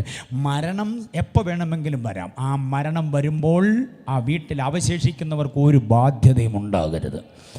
യേശു പറയുകയാണ് എല്ലാം നിവർത്തിയായി എന്ന് പറയുന്നതിന് തൊട്ട് മുൻപ് കുരിശിൽ കിടന്ന് താഴോട്ട് നോക്കുമ്പോൾ അമ്മ അവിടെ വിറങ്ങലിച്ച് നിൽക്കുന്ന കണ്ടു. തൻ്റെ സഹോദരൻ യോഹന്നാൻ തൻ്റെ നെഞ്ചകം ചാരിയിരുന്ന യോഹന്നാനോട് പറഞ്ഞു, സഹോദര, ഇതാ നിൻ്റെ അമ്മ, കൂട്ടിക്കൊണ്ടു പോണേ. ബലത്ത കരങ്ങളിൽ അമ്മയും കൂടെ ഏൽപ്പിച്ചു. എല്ലാ കാര്യങ്ങളും നിവൃത്തിയാക്കി. അവനോട് ക്രൂരകൃത്യങ്ങൾ ചെയ്തവരുടെ പാപം നിർത്തരുത് എന്ന് അവർക്ക് വേണ്ടി മധ്യസ്ഥ പ്രാർത്ഥനയും കൂടെ പ്രാർത്ഥിച്ച് എല്ലാ കാര്യങ്ങളും നിവൃത്തിയായിട്ട് യാത്രയാക്കി ഒരു ചെറുപ്പക്കാരനെ മറന്നു പോകരുത്. അവൻ്റെ പേരാ നസറേനായ യേശു. അപ്പോൾ യേശുവിൻ്റെ ഭാവം അനുകരിക്കുക എന്ന് പറഞ്ഞാൽ ഈ വിധമായ കാര്യങ്ങളെല്ലാം അങ്ങോട്ട് അക്കമിട്ട് പഠിച്ചിട്ട് ആ യേശുവിനെ പോലെ ആകണം. അവരാ യേശുവിനുള്ളവർ. അവർ മാത്രമേ പുനരാഗമനത്തിൽ ഉയർത്തു വരികയുള്ളൂ. നല്ലൊരു മാതൃക നമുക്ക് കാണിച്ചു വെച്ചിട്ട് പോയതാണ്. 33.5 വർഷം കൊണ്ട് ഈ പാർത്തലത്തിൽ നാം ഇനി എങ്ങനെ ജീവിക്കണമെന്ന് ഉദാത്തമായ ഉന്നതമായ ഉത്കൃഷ്ടമായ മാതൃക കാണിച്ചിട്ട് പോയ ആ യേശുവിനെ പോലെയായവരാണ് യേശുവിനുള്ളവർ. ഒറ്റ ചിന്തയും കൂടെ കേൾക്കണം. യേശുവിൻ്റെ ആത്മാവില്ലാത്തവൻ അവനുള്ളവനല്ല. മനസ്സിലായോ? റോമാലേഖനം 8-ാം അധ്യായം 9-ാം വാക്യം. യേശുവിനുള്ളവരാകണമെങ്കിൽ എന്തോ വേണം? യേശുവിൻ്റെ ആത്മാവ്. അന്യഭാഷ പറയാൻ വേണ്ടി മാത്രമുള്ള ആത്മാവിനെ അല്ല അവിടെ ഉദ്ദേശിക്കുക. ദൈവമേൽപ്പിച്ച മഹത്തായ ദൗത്യങ്ങളെ പൂർത്തീകരിക്കുവാൻ, ജീവിതത്തെ സംരക്ഷിക്കുവാൻ, പ്രതിസന്ധികളെ അതിജീവിക്കുവാൻ, സമസ്ത ഭൂതപ്രേത പിശാചുക്കളും ഒരുക്കുന്ന തന്ത്രങ്ങളെ ജയിച്ച് നിൽക്കുവാൻ ഒക്കെ യേശുവിനുണ്ടായിരുന്ന ആത്മാവ് നമ്മൾ പ്രാപിച്ചേ പറ്റൂ. അപ്പം ഈ പറയപ്പെട്ട ചിന്തകളുടെ ഒരുമിച്ചുള്ള സമാഹാരമാണ് ക്രിസ്തുവിനുള്ളവരാകുക എന്ന് പറയുന്നത്. അവർ മാത്രമേ പുനരാഗമനത്തിൽ എടുത്തുകൊള്ളപ്പെടുകയുള്ളൂ. എത്ര പേർക്ക് ബോധ്യമാകുന്നു? ബാക്കി ചിന്തകൾ അടുക്കടുക്കായി പറയാം. കേൾക്കാൻ താല്പര്യമാണോ? ഇത് മാത്രമല്ല യോഗ്യത, ഇനിയും യോഗ്യതകളുണ്ട്. യേശുവിൻ്റെ പുനരാഗമനത്തിൽ സമാഗമിക്കണമെങ്കിൽ ഒന്നാമത്തെ യോഗ്യത യേശുവിനുള്ളവരാകണം. രണ്ടാമത്തെ യോഗ്യത യേശുവിൽ ഉള്ളവരാകണം. യേശുവിനുള്ളവരാകുക അതൊന്ന്. രണ്ട്, യേശുവിൽ ആകണം. യേശുവിനുള്ളവരാകുക എന്ന് പറയുന്ന ബന്ധത്തിൻ്റെ തീഷ്ണതയും അതിൻ്റെ ശ്രേഷ്ഠതയുമാണ് യേശുവിൽ ആകുക എന്ന് പറയുന്നത്. Not with him but in him എന്ന് പറയുന്നത് ഉദാത്തമായ ക്രിസ്തു പരിജ്ഞാന ബന്ധം എന്ന് പറയുന്നത്. ക്രിസ്തു ലയന ബന്ധം. ക്രിസ്തു കേന്ദ്രീകൃത സന്ദേശം കേൾക്കുന്ന സന്തോഷമാണോ? യേശുവിനെ കുറിച്ച് കേൾക്കുന്ന ഇഷ്ടമാണോ എന്നാണ് ഞാൻ ചോദിക്കുന്നത്. ക്രിസ്തുവിനുള്ളവരാകണം. Belongs to Jesus. അടുത്തത് ഇൻ ഹിം എന്നതാ. ക്രിസ്തുവിൽ ആകണം. പല ക്രിസ്ത്യാനികളും പല ക്രിസ്തീയ വിശ്വാസികളും ക്രിസ്തുവിനോട് കൂടെയുള്ളവരാ. പക്ഷേ യോഹന്നാൻ എന്ന തിയോളജിയൻ പറയുന്നത് ക്രിസ്തുവിനോട് കൂടെ ഇരുന്നപ്പോൾ ക്രിസ്തുവിൽ ആകണം. അവൻ്റെ പ്രത്യക്ഷതയിൽ നമുക്ക് ധൈര്യമുണ്ടാകണം. ശ്രദ്ധിച്ചോണം വാക്യം. അവൻ്റെ പ്രത്യക്ഷതയിൽ നമുക്ക് ധൈര്യമുണ്ടാകേണ്ടതിന്, അവൻ്റെ പ്രത്യക്ഷതയിൽ നാം ലജ്ജിച്ചു പോകാതിരിക്കേണ്ടതിന് അവനിൽ വസിപ്പീൻ. അവനോട് കൂടെ വസിക്കാനല്ല, പിന്നെ അവനിൽ, ഡൽ ഇൻ ഹിം എന്ന പ്രയോഗമാണ്. അത് ക്രൈസ്തവീകതയുടെ ഏറ്റവും ആഴമുള്ളൊരു ബന്ധമാണ്. വാക്യം മറന്നു പോകരുത്. 1 യോഹന്നാൻ്റെ ലേഖനം 2-ാം അധ്യായം 28-ാമത് വാക്യമാണ്. 1 യോഹന്നാൻ 2:28. അപ്പോൾ ഒന്നാമത്തെ പോയിന്റിന് ഞാൻ തന്ന വാക്യം 1 കൊരിന്ത്യർ 15:23 ആണെങ്കിൽ, രണ്ടാമത്തെ പോയിന്റിന് ഞാൻ തരുന്ന വാക്യമാണ് 1 യോഹന്നാൻ്റെ ലേഖനം 2-ാം അധ്യായം 28-ാമത് വാക്യം. അവൻ്റെ പ്രത്യക്ഷതയിൽ, കുഞ്ഞുങ്ങളെ, അവൻ്റെ പ്രത്യക്ഷതയിൽ. അതാണല്ലോ യോഹന്നാൻ്റെ ലേഖനത്തിൻ്റെ പ്രത്യേകത തന്നെ. അതാ, കുഞ്ഞുങ്ങളെ, പ്രിയമുള്ളവരെ, ബാല്യക്കാരെ, പ്രിയരെ എന്നൊക്കെ പറഞ്ഞുകൊണ്ടാണ്. ബുദ്ധിയില്ലാത്ത ഗലാത്യരെ അങ്ങനെയൊക്കെ വിളിക്കുന്നൊരു വിളിയാണ്. ആരുടെ? പൗലോസിൻ്റെ. പക്ഷേ പ്രായം കൊണ്ട് പക്വതയും ഇരുത്തവും വന്നിട്ടുള്ളൊരു അപ്പച്ചൻ, അല്ല വല്യപ്പച്ചൻ. കൊച്ചുമക്കളെയൊക്കെ അടുത്തിരുത്തി തട്ടിത്തലോടി തഴുകി പറയുന്നത് പോലുള്ള ആത്മീക ചിന്തകളുടെ ആ വേ ഓഫ് ടോക്കിംഗ് ഭയങ്കരമാണ്. ആ പറച്ചിലിൻ്റെ രീതി ഭയങ്കരമാണ്. പൗലോസിൻ്റെ ചില ലേഖനങ്ങളൊക്കെ വായിക്കുമ്പോൾ നമുക്കെന്തോ ഒരുമാതിരി വല്ലാത്ത വിഷമം ഉണ്ടാകും. നമ്മളെ വിളിക്കുന്ന പോലെ തോന്നിപ്പോവും. ആ ദുഷ്ടനെ നിങ്ങളുടെ ഇടയിൽ നീക്കാതിരിക്കുന്നതിൽ ഞാൻ ആശ്ചര്യപ്പെടുന്നു. പാപം ചെയ്തവനെ ദുഷ്ടനെ എന്നൊക്കെ കയറി അങ്ങ് വിളിക്കുകയാണ്. നമ്മുടെ ഉപദേശിമാർ വല്ലതും അങ്ങനെ വിളിച്ചാൽ അവർക്ക് എപ്പോൾ സ്ഥലം മാറ്റം കിട്ടിയെന്ന് ചോദിച്ചാൽ മതി. പൗലോസ് അങ്ങനെ കയറി അങ്ങ് വിളിക്കുകയാണ്. ആ ദുഷ്ടൻ കണ്ടോ, നാണമില്ലയോ നിങ്ങൾക്ക് ലോക കോടതി വ്യവഹാരത്തിന് പോകാനെന്നൊക്കെ ചോദിക്കുന്നുണ്ട് കൊരിന്ത്യരെ. അങ്ങനെ ഭാഷാപ്രയോഗത്തിൽ ആത്മരോക്ഷമുണ്ടാക്കുന്ന ഒരു എഴുത്തുകാരനാണ് പൗലോസ്. യൂദായും അതുപോലെ, യാക്കോബും അതുപോലൊക്കെ തന്നെയാണ്. പക്ഷേ യോഹന്നാൻ വളരെ ഇരുത്തം വന്നൊരു പ്രകൃതം. അതുകൊണ്ട് അദ്ദേഹം, കുഞ്ഞുങ്ങളെ, അവൻ്റെ പ്രത്യക്ഷതയിൽ നമുക്ക് ധൈര്യമുണ്ടാകേണ്ടതിന്, അവൻ്റെ പ്രത്യക്ഷതയിൽ നാം ലജ്ജിച്ചു പോകാതിരിക്കേണ്ടതിന് നമ്മളോട് പറയുന്ന നിർദ്ദേശമാണ് എവിടെ വസിക്കണം? അവനിൽ എന്നാണ്, അവനോട് കൂടെയല്ല. ക്രിസ്തു ജീവിതം കർത്താവിനോട് കൂടെ എന്നുള്ളതല്ല. ഞാൻ രാത്രി ഒരു ചിന്ത പറയാം. യേശുവിൻ്റെ കൂടെ ഇരിക്കുക എന്ന് പറയുന്ന വലിയ സന്തോഷമുള്ള കാര്യമാണ്. അത് ക്രിസ്തു ജീവിതത്തിൻ്റെ ആദ്യ പടികളാണ്. പക്ഷേ ക്രിസ്തു ജീവിതം വളർന്ന് ക്രിസ്തു അനുഭവം ക്രിസ്തുവിൽ നമ്മെ ആക്കി തീർക്കണം. ക്രിസ്തുവിൽ എന്ന് പറഞ്ഞാൽ എന്താണ്? ക്രിസ്തുവിൻ്റെ ഉപദേശത്തിൽ ഗതിഭേദമുണ്ടാകാതെ ഞാനിനി അവനിലും അവനിനി എന്നിലും എന്ന് പറയുന്ന ഒരു ആത്മലയന ബന്ധം. മനസ്സിലാകുന്നുണ്ടോ? ക്രിസ്തുവില്ലാത്ത ഒറ്റ നിമിഷം നമ്മുടെ ജീവിതത്തിലില്ല. ഞാൻ ക്രിസ്തുവിനോടുകൂടെ ക്രൂശിക്കപ്പെട്ടിരിക്കുന്നു, ഇനി ജീവിക്കുന്നത് ഞാനല്ല, ക്രിസ്തുവത്രേ. അതാണ് ക്രിസ്തു അനുഭവം എന്ന് പറയുന്നത്. ക്രിസ്തുവിലെ വിശ്വാസം എന്ന് പറയുന്നത് ക്രിസ്തുവിൽ നമ്മളായിത്തീരുന്നു, ക്രിസ്തു നമ്മിൽ ആയിത്തീരുന്നു. ആ ഒരു ലയനമാണ്. അതാ ഞാൻ ആദ്യം പറഞ്ഞ വാചകം. ലോകത്തിൽ ജീവിക്കുമ്പോഴും ലോകക്കാരനല്ലാതെ ജീവിക്കുന്നത് ക്രിസ്തു എന്നിലുള്ളത് കൊണ്ടാണ്, ഞാൻ ക്രിസ്തുവിൽ ആയതുകൊണ്ടാണ്. അതാണ് യോഹന്നാൻ അവിടെ പറയുന്നത് ഇൻ ഹിം എന്ന പ്രയോഗം. ഇൻ ഹിം കണ്ടോ? 2 യോഹന്നാൻ ലേഖനം 9 വാക്യം നോക്കിക്കേ. 2 യോഹന്നാന്റെ ലേഖനം 9 വാക്യം. ക്രിസ്തുവേശുവിൻ്റെ ഉപദേശത്തിൽ നിലനിൽക്കാതെ അതിർ കടന്നു പോകുന്ന ഒരുത്തനും, ബാക്കി പറ, ദൈവമില്ല. അപ്പൊ ദൈവമുള്ളവനാകണമെങ്കിൽ എവിടെ നിന്നേ പറ്റൂ? നേർച്ചയും കാഴ്ചയും അർപ്പണവും തർപ്പണവുമായിട്ട് നടന്ന പോരാ, ക്രിസ്തുവിൻ്റെ ഉപദേശത്തിൽ നിലനിൽക്കണം. ഉപദേശത്തിൽ എന്നാ പറഞ്ഞിരിക്കുന്നത്. അതാണ് ഇൻ ഹിം എന്ന് പറയുന്നത്.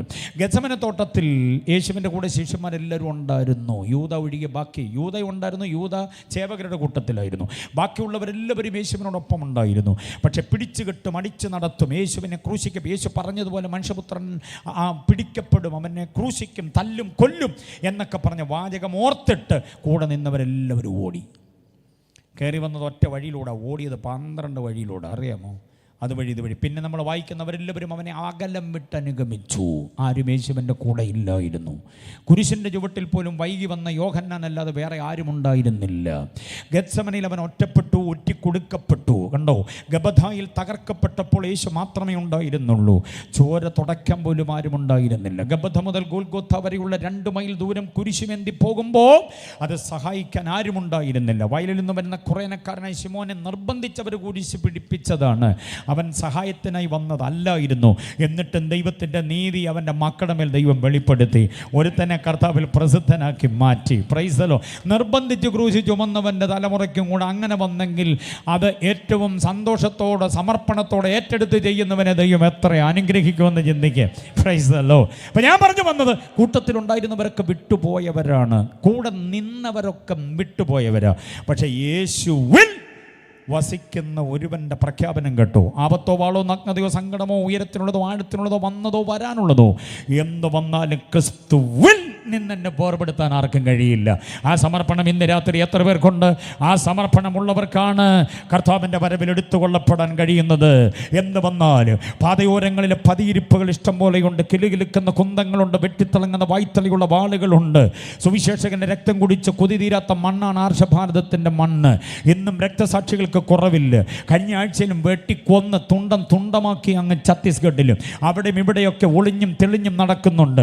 പള്ളി മുഴുവനും പൊളിക്കാൻ, കുരിശു കുത്തിക്കളയാൻ, ഉപദേശത്തെ തല്ലി ശരിയാക്കാൻ, ആരാധന അലങ്കോലമാക്കാൻ ഒരു മടിയുമില്ലാതെ ആധികാരികളുടെ ഒത്താശയോടുകൂടെ തന്നെ കാച്ചകെട്ടി നടക്കുന്ന കാപാലികരും നരാധമന്മാരും മൃഗീയ വാസനയുള്ളവരുമുണ്ട് ലോകത്തിൽ. ഇന്ത്യ ഈ ദാർശനികമായ പ്രബോധനങ്ങളുടെ നാടായ ഇന്ത്യയിൽ, വേദങ്ങളുടെ നാടായ ഇന്ത്യയിൽ, ഋഷീശ്വരന്മാരുടെ നാടായ ഇന്ത്യയിൽ, ഒത്തിരി പുണ്യങ്ങൾ എടുത്തു പറയാവുന്ന നാടായ ഇന്ത്യയിൽ, മതനിരപേക്ഷത എന്നൊക്കെ നമ്മുടെ രാഷ്ട്രീയ നേതാക്കന്മാർ കൂടെ വായ്ത്താരി പറയുന്ന ഈ ഇന്ത്യയിൽ ക്രൈസ്തവ മാർഗം മാത്രം ഉപദ്രവിക്കപ്പെടുന്നത് ശ്രദ്ധിച്ചിട്ടുണ്ടോ നിങ്ങൾ?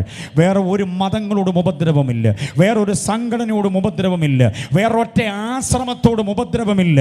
ക്രൈസ്തവ ആരാധനയോട് മാത്രം ഉപദ്രവമുണ്ട്. അതുകൊണ്ട് നിങ്ങൾ പകച്ചു പോകരുത്. ഈ മാർഗം സത്യമായതുകൊണ്ടാണ് പിശാചിന് ഹാലളകി നിൽക്കുന്നത്. ഇതാണ് രക്ഷാമാർഗം, ഇതാണ് സത്യമാർഗം, ഇതാണ് സ്വർഗത്തിലേക്കുള്ള വഴി, ഇതാണ് ധർമ്മത്തിലേക്കുള്ള വഴി, ഇതാണ് യഥാർത്ഥ മോക്ഷത്തിലേക്കുള്ള വഴി എന്നുള്ളത് മറ്റാർക്കും അറിയത്തില്ലെങ്കിൽ പിശാചിനറിയാം. അതുകൊണ്ട് തന്നെ ഇതിനെ മുച്ചൂട് മുടിച്ച് കളയാനുള്ള ശക്തമായ പരിശ്രമമാണ് നടക്കുക. പക്ഷേ അതെല്ലാം വന്നാലും ആർഷഭാരതത്തിൻ്റെ സമസ്ത സംസ്ഥാനങ്ങളോടും അധികാരി വർഗങ്ങളോട് മുഴുവൻ ആളുകളോടും ഉറക്കെ പറയാൻ എൻ്റെ കണ്ടനാളത്തിന് കരുത്തുണ്ടെങ്കിൽ വിളിച്ചു പറയാൻ ഞാൻ ആഗ്രഹിക്കുന്നത്, ഇതെല്ലാം കൂടെ ഒരുമിച്ച് പടച്ചു വിട്ടാലും ക്രിസ്തുവിൽ നിന്ന് ഞങ്ങളെ വേർപെടുത്താൻ ആർക്കും കഴിയില്ല. ആ സമർപ്പണമുള്ളവർ കർത്താവിനെ സ്തുതിക്കട്ടെ, ആ കരമടിച്ച് കർത്താവിനെ സ്തുതിക്കട്ടെ. ഇനിയും ഇനിയും ഇനിയും ഇവിടെ രക്തസാക്ഷികൾ വർദ്ധിച്ചാലും, പള്ളികൾ പൊളിക്കപ്പെട്ടാലും, യോഗങ്ങൾ അലങ്കോലമാക്കപ്പെട്ടാലും യേശു എന്ന ബന്ധത്തിൽ നിന്ന് മാറില്ല. ഹല്ലേലൂയ! അതാണ് ക്രിസ്ത്യാനിത്വത്തിന്റെ ഏറ്റവും വലിയ സമർപ്പണം. സമർപ്പണം മാത്രമല്ല സുഹൃത്തേ, ആ സമർപ്പണത്തിൽ നിൽക്കാനുള്ള സാമർഥ്യം കൂടെ കിട്ടിയിട്ടുണ്ട്. ആ സാമർഥ്യം ഡോളറിൻ്റെ സാമർഥ്യമല്ല, റിയാലിൻ്റെ, ദീർഘത്തിൻ്റെ, ദറംസിൻ്റെ, യൂറോയുടെ സാമർഥ്യമല്ല.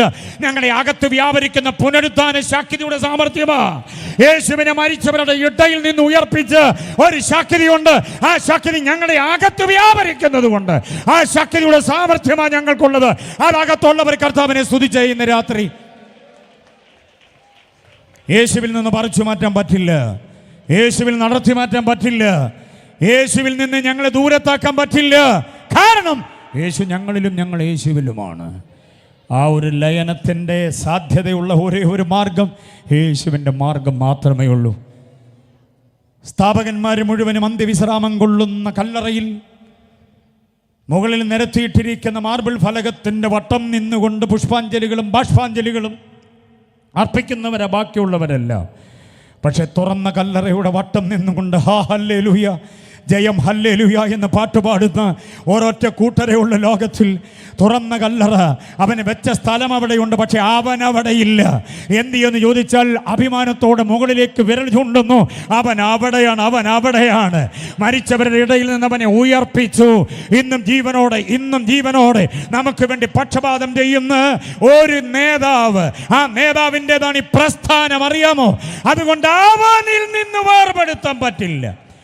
അങ്ങനെ ക്രിസ്തുവിലായവർക്ക് മാത്രമേ യേശുവിൻ്റെ പുനരാഗമനത്തിൽ കയറി പോകാൻ പറ്റുള്ളൂ. ആ വാക്യം മറന്നു പോകല്ലേ, ഒരിക്കലും മറക്കല്ലേ. 1 യോഹന്നാൻ 2:28 മറക്കല്ലേ. എന്താ പറഞ്ഞേ? അവനിൽ വസിപ്പീൻ. അപ്പോൾ പുനരാഗമിക്കുന്ന കർത്താവിനോടൊപ്പം സമാഗമിക്കണമെങ്കിൽ 1 യേശുവിനുള്ളവരാകണം, 2 എവിടെ ആകണം? യേശുവിൽ ആകണം. യേശുവിനുള്ളവർ യേശുവിൽ. ലേഖനങ്ങൾ നിങ്ങൾ വായിച്ചു നോക്കിക്കേ. പ്രത്യേകിച്ച് പൗലോസിൻ്റെ ലേഖനം എല്ലാ ലേഖനങ്ങളിലും ഉണ്ട്. കർത്താവിൽ, അവനിൽ, പ്രിയനായവനിൽ, യേശുവിൽ, ക്രിസ്തുവേശുവിൽ എന്നൊക്കെ പറയുന്ന ആ ഇൽ ഇൽ ഇൽ ഇൽ എന്ന മലയാളം. ഇംഗ്ലീഷ് ബൈബിളാണോ കുഞ്ഞെ നീ വായിക്കുന്നതെങ്കിൽ in him, in Lord, in Jesus, in Christ Jesus, in beloved എന്നൊക്കെ പറയുന്നു. കണ്ടോ? ആ പ്രിയനായവനിൽ എന്ന് പറയുന്ന പോലെ ഇൻ ബിലവഡ് എന്നൊക്കെ പറയുന്ന ആ ഇൻ ഇൻ ഇൻ എന്ന ആംഗലേയ പ്രയോഗം. മലയാളത്തിലെ ഇൽ ഇൽ ഇൽ എന്ന പ്രയോഗമുണ്ടല്ലോ. ഞാൻ യേശുവിൻ്റെ കൂടെയല്ല, ഞാൻ യേശുവിലാണെന്ന് സമർത്ഥിക്കുകയാണ്. ആ ബോധ്യമുള്ളവർ എത്ര പേരുണ്ട്? മക്കളെ, നീ പഠനത്തിന് വേണ്ടി, ഉപരിപഠനത്തിന് വേണ്ടി, ഉപജീവനത്തിന് വേണ്ടി എവിടെ പോയാലും ഒരു കാര്യം മറക്കരുത്, നീ ഒറ്റയ്ക്കല്ല, നീ യേശുവിൽ ആണ്. നിന്റെ ചലനം യേശു കേന്ദ്രീകൃതമാകണം, ക്രിസ്തു കേന്ദ്രീകൃതമാകണം, ക്രിസ്തു സെൻട്രിക്കാകണം, ക്രിസ്തുമയമാകണം നിന്റെ ജീവിതം. ക്രിസ്തു രഹിതമാകരുത്, ക്രിസ്തുവില്ലാത്ത ഒറ്റ നിമിഷം പോലും ഉണ്ടാകരുത്. വായിൽ നിന്ന് പുറത്തേക്ക് വരുന്ന വാക്കുകൾ, നിന്റെ പ്രവൃത്തികളുടെ ചാതുര്യതയെല്ലാം ക്രിസ്തുമയമാകണം. അങ്ങനെ ജീവിതത്തെ സൂക്ഷിക്കുന്നവൻ മാത്രമേ പുനരാഗമനത്തിൽ എടുത്തുകൊള്ളൂ പ്പെടത്തുള്ളൂ. ബോധ്യമായി ഇവർ കരങ്ങൾ ഉയർത്തി കർത്താവിനെ സ്തുതിക്കട്ടെ. 2ാമത്തെ കുറിപ്പ് ഞാൻ അങ്ങനെ പറഞ്ഞ് അവസാനിപ്പിക്കുന്ന 3ാമത്തെ കുറിപ്പിലേക്ക് വരാം. സമയം വേഗം പോവുക. 3ാമത്തെ കുറിപ്പ് ഉപദേശാധിഷ്ഠിത ജീവിതമാണ്. ഉപദേശാധിഷ്ഠിതമാകണം. റോമാലേഖനം 6-ാം അധ്യായം അതിൻ്റെ 5-ാമത് വാക്യമാണ്. റോമർ 6-ാം അധ്യായം അതിൻ്റെ 5-ാമത് വാക്യം. അവിടെ ഇങ്ങനെ വായിക്കുന്നു, അവൻ്റെ മരണ അടക്ക പുനരുത്ഥാനത്തോട് നിങ്ങൾ ഏകീഭവിച്ചവരായെങ്കിൽ അവൻ്റെ പുനരുത്ഥാനത്തിൻ്റെ ശക്തിയോടും രൂപത്തോടും എന്തോ ചെയ്യും? ഏകീഭവിക്കും. കണ്ടോ? അവൻ്റെ മരണത്തോട് നിങ്ങൾ ഏകീഭവിച്ചവരായെങ്കിൽ അവൻ്റെ പുനരുത്ഥാനത്തിൻ്റെ രൂപത്തോടും എന്തോ ചെയ്യും? അപ്പോൾ യേശുവിൻ്റെ പുനരുത്ഥാനത്തിൻ്റെ രൂപത്തോട് ഏകീഭവിക്കണമെങ്കിൽ ആദ്യം എന്തോ ചെയ്തേ പറ്റുള്ളൂ? അവൻ്റെ മരണത്തിൻ്റെ രൂപത്തോട് എന്തോ ചെയ്യണം? മനസ്സിലാകാഞ്ഞിട്ടാണോ ഉണ്ടായിരിക്കുന്നത്? അവൻ്റെ മരണത്തിൻ്റെ രൂപത്തോട് ഏകീഭവിച്ചവരായെങ്കിലേ പുനരുത്ഥാനത്തിൻ്റെ രൂപത്തോട് എന്തോ ചെയ്യുള്ളൂ? അവൻ്റെ മരണത്തിൻ്റെ രൂപത്തോട് ഏകീഭവിക്കുന്ന ചടങ്ങ് എന്തുവെന്ന് പറ, കർമ്മം എന്തുവെന്ന് പറ? സ്നാനമാണ്. സ്നാനം അവൻ്റെ മരണയടക്ക പുനരുദ്ധാനത്തോട് ഏകീഭവിക്കുന്ന ഒരു രൂപമാണ്. അതിൻ്റെ ഒരു ശുശ്രൂഷയാണ്, അതിൻ്റെ ഒരു കർമ്മമാണ്, അതിൻ്റെ ഒരു കൂദാശയാണ്. അറിയാമോ? അത് ചെയ്യാത്തവർക്കാർക്കും പുനരുദ്ധാനം പ്രാപിക്കാൻ പറ്റത്തില്ലെന്നായി പറയുന്നത്. റോമാലേഖനം 6-ാം അധ്യായം 5-ാം വാക്യം സ്നാനവുമായി ബന്ധപ്പെട്ട ഉജ്ജ്വലമായ ചിന്തയാണ്. റോമാലേഖനം 6-ാം അധ്യായം മൊത്തത്തിൽ സ്നാനമാണെന്ന് പഠിക്കണം. സ്നാനമെന്ന് പറയുന്ന അനുഗ്രഹീത വിഷയത്തെക്കുറിച്ചുള്ള ഗംഭീരമായ സിലബസാണ് റോമാലേഖനം 6-ാം അധ്യായം. ഞാൻ ഈ പറയുന്ന ശ്രദ്ധിക്ക്, വചനം പഠിക്കാൻ ആഗ്രഹിക്കുന്നവർ ശ്രദ്ധിച്ച്. റോമാലേഖനം 5-ാം അധ്യായം നീതീകരണമാണ്. റോമാലേഖനം 6-ാം അധ്യായം ഏകീകരണമാണ്. റോമാലേഖനം 7-ാം അധ്യായം വിശുദ്ധീകരണമാണ്. ഇത് മൂന്നും പ്രാപിച്ചവന് മഹത്വീകരണമാണ് 8-ാം അധ്യായം. ഉണ്ടോ? ഈ 4 വിഷയങ്ങൾ ആഴത്തിൽ പഠിക്കണം. 5-ാം അധ്യായം ഏകീകരണം, 5-ാം അധ്യായം നീതീകരണം, വിശ്വാസത്താൽ നീതീകരിക്കപ്പെടുകയാണ് നമ്മൾ ക്രിസ്തുയേശുവിലെ വിശ്വാസത്താൽ. Justification by faith. 5-ാം അധ്യായം 1 മുതൽ 10 വരെയുള്ള വാക്യങ്ങളിൽ വിശ്വാസത്താലുള്ള നീതീകരണത്തിൻ്റെ അനന്തര ഫലമാണ്. ദൈവത്തോടുള്ള റെക്കൺസിലിയേഷൻ അടക്കമുള്ള 10 കാര്യങ്ങൾ അക്കമിട്ട് നിരത്തുന്നുണ്ട്. ദൈവത്തെങ്കിലേക്കുള്ള വഴി, ദൈവത്തോടുള്ള സമാധാനം, അങ്ങനെ പറഞ്ഞ് 10 കാര്യങ്ങൾ അക്കമിട്ട് നിരത്തുന്നുണ്ട് ആദ്യത്തെ 10 വാക്യങ്ങളിൽ. അത് വിശ്വാസത്താലുള്ള നീതീകരണത്തിൻ്റെ അനന്തരഫലമാണ്. അപ്പോൾ 5-ാം അധ്യായം നീതീകരണമാണ്. കുഞ്ഞുങ്ങളൊക്കെ ഓർത്തിരുന്നോണം, റോമാലേഖനം 5-ാം അധ്യായം നീതീകരണമാണ്. അതായത് കുരിശിൻ്റെ ചുവട്ടിലേക്ക് വരുന്ന ഒരു ദൈവപൈതലിന് കിട്ടുന്ന ദൈവവുമായിട്ടുള്ള അനുഗ്രഹീതമായൊരു ബന്ധത്തിൻ്റെ ഊഷ്മളമായ അനുഭവമാണ്. അത് കഴിഞ്ഞാൽ പിന്നെ സ്നാനക്കടവിലേക്ക് ഇറങ്ങണം. 6-ാം അധ്യായം. രക്ഷിക്കപ്പെട്ടവൻ എന്തോ ഇതേ പറ്റുള്ളൂ, സ്നാനപ്പെട്ടേ പറ്റുള്ളൂ. സ്നാനത്തിന് പൗലോസ് കൊടുക്കുന്ന ഗംഭീരമായൊരു ഭാഷ്യം കണ്ടു. അവൻ്റെ മരണത്തോട് ഏകീഭവിച്ചവരായെങ്കിൽ അവൻ്റെ പുനരുദ്ധാനത്തിൻ്റെ സാദൃശ്യത്തോടും എന്തോ ചെയ്യും, ഏകീഭവിക്കും. അപ്പം സ്നാനപ്പെട്ടാൽ മാത്രമേ പുനരുദ്ധാനത്തിൽ നമ്മൾ എടുത്തുകൊള്ളപ്പെടത്തുള്ളെന്നുള്ള അതിൻ്റെ അർത്ഥം മനസ്സിലായി. ചിലർ ചോദിക്കാറുണ്ട്, എന്നാ ഉദ്ദേശിച്ച് സ്നാനപ്പെട്ടില്ല സ്വർഗത്തിൽ പോകത്തില്ലയോ? സ്വർഗത്തിൽ പോകത്തില്ലയോ എന്നുള്ള ആ ചോദ്യത്തിന് വ്യക്തമായ, യുക്തമായ, ശക്തമായ മറുപടി പൗലോസ് പറയുകയാണ്. സ്നാനപ്പെട്ടാൽ പുനരുദ്ധാനത്തിൻ്റെ സാദൃശ്യത്തോട് ഏകീഭവിക്കും. സ്നാനമെന്ന് കേൾക്കുമ്പോഴേ വല്ലാതെ പുറകോട്ട് വലിഞ്ഞു പോകേണ്ട കാര്യമില്ല. ഞാൻ പെട്ടതാണെന്നൊക്കെ പറഞ്ഞ് നിൽക്കേണ്ടതില്ല. വചനത്തിൽ പറയുന്നത് പോലെ സ്നാനമേറ്റേ പറ്റുകയുള്ളൂ. മനസ്സിലായോ? മിശിഹ കാട്ടിത്തന്ന രീതിയിൻ പ്രകാരം, അപ്പോസ്തലന്മാർ ചെയ്ത രീതിയിൻ പ്രകാരം, തിരുവെഴുത്തിൽ ലിഖിതമാക്കിയിരിക്കുന്ന വചനപ്രകാരം സ്നാനം ആര് ഏറ്റെടുക്കുമോ അവരാണ് പുനരുദ്ധാനത്തിൽ എടുത്തുകൊള്ളപ്പെടുന്നത്, പുനരാഗമനത്തിൽ എടുത്തുകൊള്ളപ്പെടുന്നത്. സമ്മതിക്കുന്നവർ കർത്താവിനെ സ്തുതിച്ചാട്ടെ. Praise the Lord. ഈ സ്നാനം എന്ന് പറയുന്ന വസ്തുത, അവസാന ദിവസം സ്നാനത്തെക്കുറിച്ച് പറയേണ്ടതുണ്ടോ എന്ന് എനിക്കറിയില്ല. ചിലർക്കെങ്കിലും അത് ഉപകാരമാകുമെങ്കിൽ കേട്ടോണേ. ഈ വെള്ളത്തിൽ, അരക്കൊപ്പം വെള്ളത്തിൽ ഇറങ്ങി നിൽക്കുന്ന സ്നാപകൻ്റെ അരികിലേക്ക് സ്നാനാർത്ഥി സ്തോത്രം പറഞ്ഞ് അങ്ങോട്ട് ഇറങ്ങിച്ചെല്ലുന്നു. അദ്ദേഹം അവരെ പതിയെ തനിക്ക് പരുവത്തിനുള്ള അവസ്ഥയിൽ അങ്ങനെ പിടിച്ച് നേരെ നിർത്തി കരങ്ങൾ കൂപ്പി സ്തോത്രം പറഞ്ഞ് നിൽക്കുന്ന വ്യക്തിയോട് താൻ ചില ചോദ്യങ്ങൾ ചോദിക്കും. രണ്ടുപേരുടെയും പേര് മറന്നു പോകരുത്. സ്നാപകൻ, ശുശ്രൂഷകൻ, സ്നാനാർത്ഥി, ശുശ്രൂഷ അനുഭവിക്കാൻ വന്ന വ്യക്തി. അപ്പം സ്നാപകൻ സ്നാനാർത്ഥിയോട് ചില ചോദ്യങ്ങൾ ചോദിക്കും. ആ ചോദ്യങ്ങൾ ആധികാരികതയുള്ളത്. ആ ചോദ്യങ്ങൾക്കെല്ലാം മറുപടി യെസ് യെസ് യെസ്, അതെ അതെ, ഉവ് ഉവ് എന്ന് മാത്രം പറയുന്നുണ്ടെങ്കിൽ സ്നാപകൻ പറയും, നിന്റെ വാമൊഴിയും പ്രകാരം, വിശുദ്ധ തിരുവെഴുത്തുകളും പ്രകാരം ഞാൻ നിന്നെ പിതാവിൻ്റെയും പുത്രൻ്റെയും പരിശുദ്ധാത്മാവിൻ്റെ നാമത്തിൽ ഈ ജലത്തിൽ മുഴുകൽ സ്നാനം കഴിപ്പിക്കുന്നു എന്ന് പറഞ്ഞ് പിടിച്ചൊരൊറ്റ മുക്ക് അങ്ങോട്ട് മുക്കും. അണിവരൽ പോലും പുറത്ത് കാണത്തില്ല, മുടിനാരഴ പോലും പുറത്ത്. എത്ര വണ്ണക്കാരിയാണെങ്കിലും പൊണ്ണക്കാരനാണെങ്കിലും ദൈവദാസന്മാരുടെ കയ്യിൽ ഒതുങ്ങും. കാരണം ചെയ്ത് പരിശീലനം ഉള്ളതുകൊണ്ട് പിടിച്ച് താക്കും ഞങ്ങൾ. മനസ്സിലാകുന്നുണ്ടോ? ആൻറ്റി, ഇങ്ങനെ പിടിച്ച് താക്കുന്നതേ വാശി തീർക്കാനല്ല. വാശി തീർക്കാനാണെങ്കിൽ താത്ത് വെച്ചോണ്ടിരുന്നാൽ മതിയല്ലോ, പൊക്കണ്ടല്ലോ. ഇത് വാശി തീർക്കാനല്ല. പിന്നെ എന്തിനാ താക്കുന്നതെന്നറിയാമോ? മരിച്ച മൃതശരീരം അടക്കുന്ന രൂപത്തോട് ഏകീഭവിക്കാനാണ്. അടക്കുന്ന മൃതശരീരം എങ്ങും തെളിഞ്ഞിരിപ്പില്ല. അയ്യോ അച്ഛനെ മൊത്തം മൂടല്ലേ, കൂടെ വന്ന് കാണാനാ ചേട്ടനെ മൊത്തത്തിൽ മണ്ണിട്ട് മൂടല്ലേ എന്ന് പറഞ്ഞ് എവിടെയെങ്കിലും തെളിഞ്ഞിരിപ്പുണ്ടോ?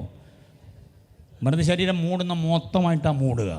അങ്ങനെ മൂടുന്ന രൂപത്തോട് ഏകീഭവിക്കാനായി വെള്ളത്തിലോട്ട് മുക്കുന്നല്ല. പെന്തക്കോസ്തുകാർക്ക് വേറെ ആരോടും വാശി ഉള്ളത് കൊണ്ടല്ല.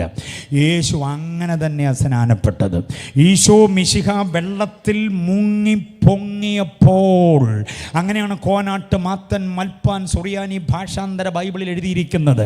നമ്മൾ ഉപയോഗിക്കുന്ന ഈ ബൈബിൾ, ചാത്തുണ്ണി മേനോൻ മാഷ എഴുതിയ, ലിപിയന്തരണം ചെയ്ത ഈ ബൈബിളിനകത്ത് എഴുതിയിരിക്കുന്നത് മിശിഹ വെള്ളത്തിൽ നിന്ന് കയറിയപ്പോൾ പരിശുദ്ധാത്മാവ് പ്രാവെന്ന പോലെ ഇറങ്ങിയെന്ന. മിശിക വെള്ളത്തിൽ നിന്ന് കയറിയപ്പോൾ വെള്ളത്തിൽ നിന്ന് ഇറങ്ങിയെന്നും മുങ്ങിയെന്നും തെളിവൊന്നുമില്ല നമ്മുടെ ബൈബിളിൽ. കോനാട്ട് മാത്തൻ മൽപ്പാൻ എഴുതിയ സുറിയാനി ഭാഷാന്തരത്തിൽ കൊടുത്തിരിക്കുന്നു, മിശിക വെള്ളത്തിൽ നിന്ന് മുങ്ങി പൊങ്ങിയപ്പോൾ. അപ്പം മിശിക മുങ്ങുകയും ചെയ്തു പൊങ്ങുകയും ചെയ്തു എന്നുള്ള വ്യക്തമായ തെളിവ് ആ ബൈബിളിനകത്താണുള്ളത്. ഓൾഡ് മാനുസ്ക്രിപ്റ്റിലൊക്കെ അങ്ങനെ കൊടുത്തിട്ടുള്ളത്. നമ്മുടെ ഇതിനകത്തൊന്നും വെള്ളത്തിൽ നിന്ന് കയറിയപ്പോഴാണ്, മുങ്ങിയെന്ന് തെളിവൊന്നുമില്ല. അപ്പം മിശിക കാണിച്ച രൂപത്തിൻ പ്രകാരം, ആ രീതിയിൻ പ്രകാരം കർത്താവിൻ്റെ മരണയടക്കത്തോടെ ഏകീഭവിക്കേണ്ടതിന് വെള്ളത്തിലേക്ക് മുങ്ങി പൊങ്ങണം. ആ ശുശ്രൂഷ അങ്ങനെ ചെയ്തവരാണ് പുനരാഗമനത്തിൽ എടുത്തുകൊള്ളപ്പെടുന്നത്. എത്ര പേർക്ക് ബോധ്യമാകുന്നുണ്ട്? സ്നാനം വെറുതെ ഒരു ഉപദേശമൊന്നുമല്ല കേട്ടോ. യേശു കാട്ടിത്തന്ന മാതൃകയിൽ അവനെ ധരിക്കേണ്ടതിന്, അവനോട് ചേരേണ്ടതിന്, ദൈവസഭയുടെ ഭാഗമാകേണ്ടതിന് വേണ്ടി ചെയ്യുന്ന മഹത്തായ കർമ്മമാ. ഇനി താമസിക്കരുത്, ഇനി താമസിക്കരുത്. ആ നാമം വിളിച്ചപേക്ഷിച്ച് സ്നാനപ്പെടാൻ തയ്യാറായിക്കോണം. കൺവെൻഷൻ ഇന്ന് രാത്രി ഇവിടെ തീരുകയാ. നിന്റെ മേൽ മരണത്തിൻ്റെ വെള്ള പുതയ്ക്കുന്നത് എപ്പോഴെന്നറിയില്ല. അതിൻ്റെ തണുത്തകരം എപ്പോഴാണ് നിന്നെ വലിച്ചടിച്ച് പിടിക്കുന്നതെന്നറിയില്ല. അതിനു മുമ്പ് യേശുവിനോട് ചേരുവാനുള്ള ഈ മഹത്തായ കൂദാശ കേൾപ്പിച്ചു കൊടുത്തോണം. ആരോടൊക്കെയോ ദൈവാത്മാവ് ഇടപെടുന്നുണ്ട് ഇന്ന് രാത്രിയിൽ. നാളെയാകട്ടെ എന്ന് പറഞ്ഞ് ഒഴിഞ്ഞു തെളിഞ്ഞ് ഇതിൻ്റെ ആവശ്യങ്ങൾ അകത്ത് ബോധ്യമായിട്ടും പിന്നെയും സമയം അമാന്തിക്കുന്നുണ്ടെങ്കിൽ ഓർത്തുകൊള്ളണം, വഴിയിൽ നീ പെടഞ്ഞ് തീരുന്നതിന് മുൻപ് യേശുവിനോട് ചേരാനും യേശുവിനെ ധരിക്കാനും. കേട്ട പ്രസംഗങ്ങൾ ഒത്തിരിയാണ്, ആലോചനകൾ ഒത്തിരിയാണ്. നീ തന്നെ ചോദിച്ച ഒത്തിരി സംശയങ്ങൾക്ക് വ്യക്തമായ മറുപടി കിട്ടിയിട്ടുണ്ട്. എന്നിട്ടും അതിലേക്ക് ഇറങ്ങാതെ, കടവിലേക്ക് വരാതെ, ദൈവദാസനോട് ആ കാര്യം ഉണർത്തിക്കാതെ ഒഴിഞ്ഞ് അങ്ങനെ ഇങ്ങനെ മാറി നടക്കുന്ന ആ നടപ്പ് മതിയാക്കിയിട്ട് സ്നാനപ്പെടാൻ തയ്യാറാകണം. എത്ര പേര് സ്തോത്രം പറയും? സ്നാനത്തെക്കുറിച്ച് അങ്ങനെ നാട്ടുകാരോട് പറഞ്ഞപ്പോൾ എന്നെ ഒരു സന്തോഷം. അങ്ങനെ കൊണ്ട് പാസേ. ഇനിയും പുനരാഗമനത്തിൽ എടുത്തുകൊള്ളപ്പെടണമെങ്കിൽ അടുത്ത യോഗ്യത നാലാമത്തേത് ഞാൻ പറയാൻ പോകുന്നത് സ്നാനപ്പെട്ടവരോടാണ്. സന്തോഷമാണോ? സ്നാനപ്പെട്ട മാത്രം പോരാ, സ്നാനാനന്തര ജീവിതം അത് നന്നായി നടത്താത്തവരാരും കയറി പോകണമെന്നില്ല.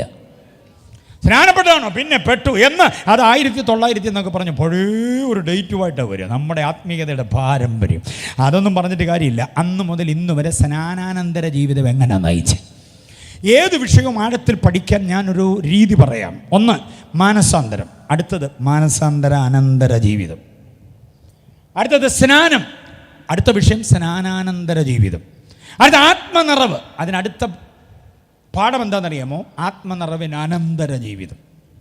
കണ്ടോ? ഇങ്ങനെ ഏത് വിഷയത്തെയും അനന്തരം എന്ന് ചേർത്ത് പഠിക്കണം. വിവാഹം അനന്തര ജീവിതം എങ്ങനെ, അത് പഠിക്കണം. ഇതെല്ലാം കൂടി ഇങ്ങനെ ചേർത്ത് പഠിക്കുമ്പോഴാണ് വചനാധിഷ്ഠിതമുള്ള ജീവിതത്തിൻ്റെ ക്രമീകരണമാകുന്നത്.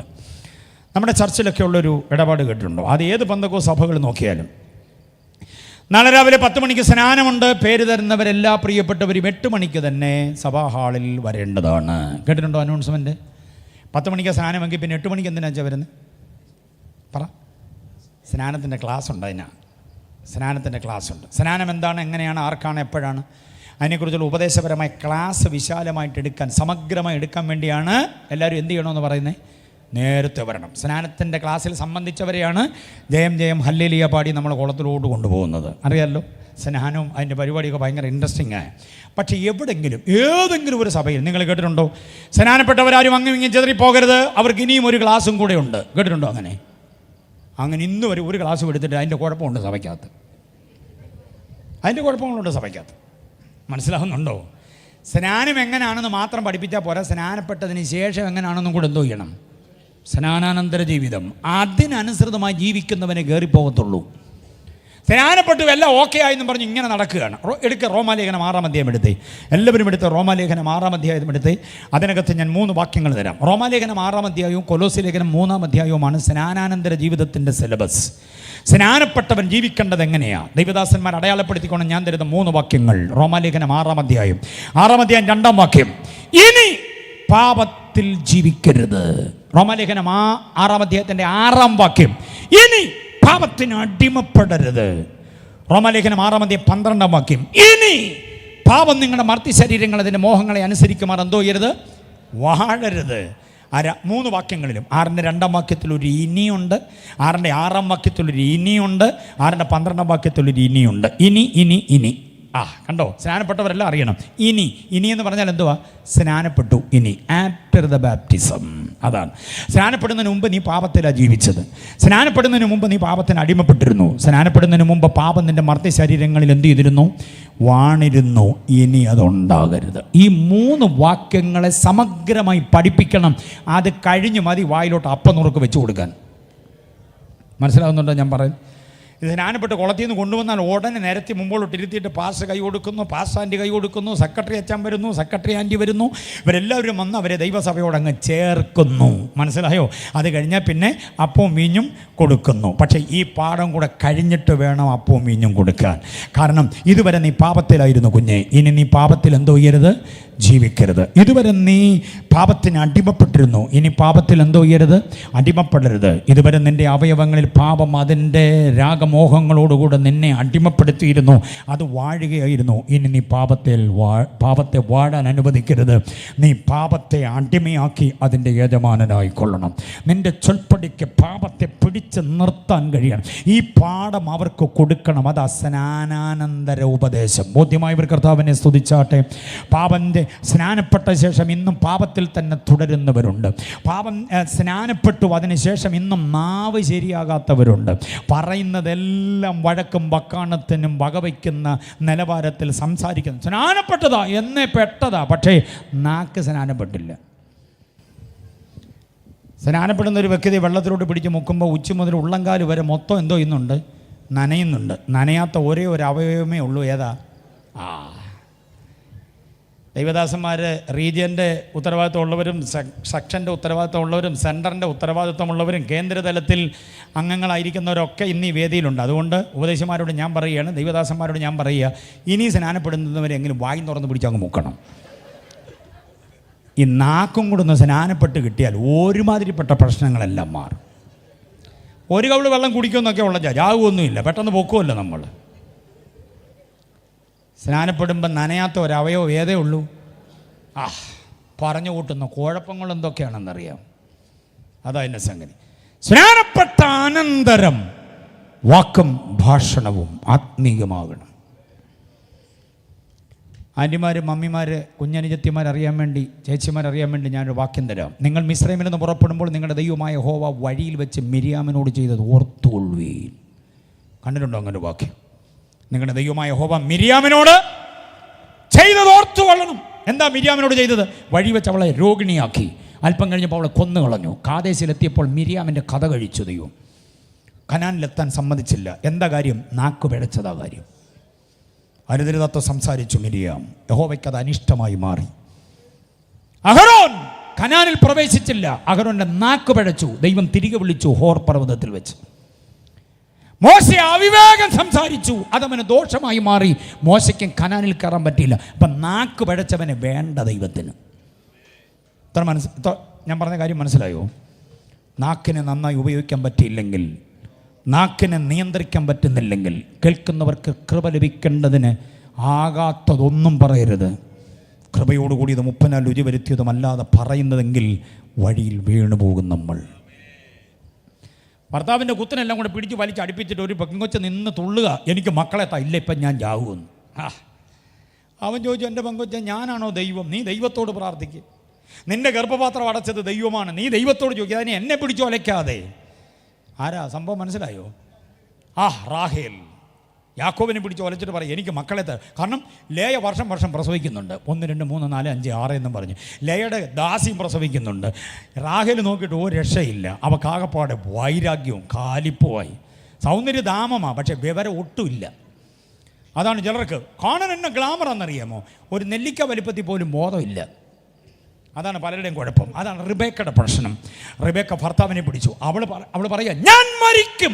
നാവ് പറഞ്ഞു പോയതാ മരിക്കും. അവസാനം ദൈവം ഗർഭപാത്രം തുറന്നു. യോസഫ് എന്ന് പറയുന്നൊരു കുഞ്ഞിനെ കൊടുത്തു. ഒരു പ്രാവശ്യം കൂടെ ദൈവം ഗർഭപാത്രം തുറന്നു. ബെന്യാമീൻ എന്നും പറഞ്ഞൊരു കുഞ്ഞിനെ കൊടുത്തു. അതോടെ അവൾ വഴിയിൽ വീണ് മരിച്ചു. ഞാൻ മരിക്കുമെന്ന് പറഞ്ഞവൾ എവിടെ വീണു? വഴിയിൽ വീണ് മരിച്ചു. അതൊക്കെ വലിയ പാഠമാണ്. നിങ്ങൾ പഠിക്കണം. നാക്ക് പിഴച്ചവൻ വഴിയിൽ വീഴുമെന്ന്. ചുമ്മാതെ ഭർത്താവിനോട് കയറി ക്രുദ്ധിക്കരുത്, ഭാര്യയോട് കയറി ക്രുദ്ധിക്കരുത്, പാസ്റ്ററുടെ നേരെ കൈ ചുരുട്ടരുത്. നീ പറയുന്ന വാക്കുകൾ ദൈവം ശ്രോതാവാന്ന് പഠിച്ചോണം. സ്നാനപ്പെട്ടവൻ്റെ നാക്കുണ്ടല്ലോ വളരെ ഉത്തരവാദിത്വത്തോടെ കാത്തോണം. ഞാനൊരു കാര്യം പറയാം, ഗൗരവമുള്ളൊരു കാര്യം പറയാം വിശ്വാസികളോട്. നിങ്ങൾക്കറിയാമോ, റാഹാബ് എന്ന വേശ്യയുടെ പേര് പറയുന്നുണ്ട് എബ്രായ ലേഖനം 11-ാം അധ്യായത്തിൽ. മിരിയാമിൻ്റെ പേരെന്ന് കാണിച്ചു തരാമോ? 11-ാം അധ്യായത്തിൽ ആദ്യത്തെ പ്രവാചിക, ആദ്യത്തെ വേർഷിപ്പ് ലീഡർ, മോശയുടെ പെങ്ങൾ, അഹരോൻ്റെ പെങ്ങൾ എന്നൊക്കെയുള്ള ഉന്നത തസ്തികയിൽ വിരാജിച്ചിരുന്നവരുടെ പേര് കാണിച്ചു തരാമോ? എബ്രായ ലേഖനം 11-ാം അധ്യായത്തിൽ റാഹാബ് എന്ന വേശ്യയുടെ പേരുള്ള ആ അധ്യായത്തിൽ ആരുടെ പേരില്ല? അതാണ് കാര്യം. നാക്ക് പിഴച്ചവരുടെ ഒന്നും പേര് ദൈവം എഴുതി ചേർക്കത്തില്ല. അത് തിരിച്ചറിയണം. ഒന്നാമത്തെ മഹാപുരോഹിതൻ, ആദ്യത്തെ ആചാര്യൻ, അവൻ്റെ പേരില്ലെന്ന് 11-ാം അധ്യായം. വലിയ പത്രാസൊക്കെ കാണിച്ച് ഉന്നത നേതാവായിരുന്നു, അതായിരുന്നു, ഇതായിരുന്നു. നീ നാക്ക് അനക്കിയപ്പം ആരുടെയെങ്കിലും കണ്ണ് നനഞ്ഞെങ്കിൽ, ആരുടെയെങ്കിലും ഹൃത്തടം വിറച്ചെങ്കിൽ നിൻ്റെ പേരെഴുതത്തില്ല ദൈവം. മറന്നു പോകരുത്. സ്നാനപ്പെട്ടവൻ്റെ നാക്ക് വളരെ പക്വതയോട് ഉപയോഗിച്ചോണം, വളരെ പാകതയോട് ഉപയോഗിച്ചോണം. അതുകൊണ്ട് യഹോവ നിന്നെ എന്നേക്കും അനുഗ്രഹിക്കും. അതുകൊണ്ട്, ഏതുകൊണ്ട്? ലാവണ്യം നിൻ്റെ നാവിലുള്ളതുകൊണ്ട്. എന്നേക്കും അനുഗ്രഹിക്കപ്പെടാൻ ഒറ്റ മാർഗമേ ഉള്ളൂ, ലാവണ്യത്തെ നാവിൽ കൊണ്ടുവരണം. ഏത് വ്യക്തിയോട് സംസാരിക്കുമ്പോഴും സൗമ്യതയും ശാന്തതയും ശാലീനതയും നിർമ്മലതയും നിഷ്കളങ്കതയും ഉണ്ടാകണം. സത്യമായതേ പറയാവൂ, അപഹാസ്യമായതും അവരുടെ വ്യക്തിത്വത്തെ ഹനിക്കുന്നതും പറയരുത്. അപ്പോൾ ഇതെല്ലാം സ്നാനാനന്തര ജീവിതത്തിൻ്റെ ധർമ്മകർമ്മങ്ങളാണെന്നറിയണം. കൊലോസ്യ ലേഖനം 3-ാം അധ്യായം നോക്കിക്കേ. കൊലോസ്യ ലേഖനം, യേശുവിനോടുകൂടെ നിങ്ങൾ ഉയർത്തെഴുന്നേറ്റിരിക്കുന്നു ആകയാൽ ഉയരത്തിലുള്ളത് അന്വേഷിക്കണം. 1. 2-ാം വാക്യത്തിൽ പറയുന്നു ഉയരത്തിലുള്ളത് ചിന്തിക്കണം. 5-ാം വാക്യത്തിൽ പറയുന്നു ദുർനടപ്പടക്കമുള്ള നിങ്ങളുടെ അവയവങ്ങളെ എന്തോ ചെയ്യണം? മരിപ്പിക്കണം. 8-ാം വാക്യത്തിൽ പറയുന്നു ആ വക പ്രവർത്തികളെ വിട്ടുകളയണം. 9-ാം വാക്യത്തിൽ പറയുന്നു പഴയ മനുഷ്യനെ അവൻ്റെ പ്രവർത്തികളോടുകൂടെ എന്തോ ചെയ്യണം? ഉരിഞ്ഞു കളയണം. കണ്ടോ? 13-ാം വാക്യത്തിൽ പറയുന്നു ക്രിസ്തു ക്ഷമിച്ചതുപോലെ നിങ്ങൾ മറ്റുള്ളവരോട് എന്തോ ചെയ്യണം? ക്ഷമിക്കണം. 15-ാം വാക്യത്തിൽ പറയുന്നു ക്രിസ്തുവിൻ്റെ സമാധാനം നിങ്ങളിൽ വസിക്കണം, ക്രിസ്തു തന്നെ നിങ്ങളുടെ ഉള്ളിൽ വസിക്കണം. 16-ാം വാക്യം. ഇങ്ങനെ സ്നാനാനന്തര ജീവിതത്തിൻ്റെ ഒത്തിരി യോഗ്യതകൾ, സ്നാനാനന്തര ജീവിതത്തിൽ സൂക്ഷിക്കേണ്ട നിർദ്ദേശങ്ങൾ അനവധി പറയുന്ന 2 അധ്യായമാണ്. റോമാലേഖനം 6-ാം അധ്യായം, കൊലോസ്യ ലേഖനം 3-ാം അധ്യായം.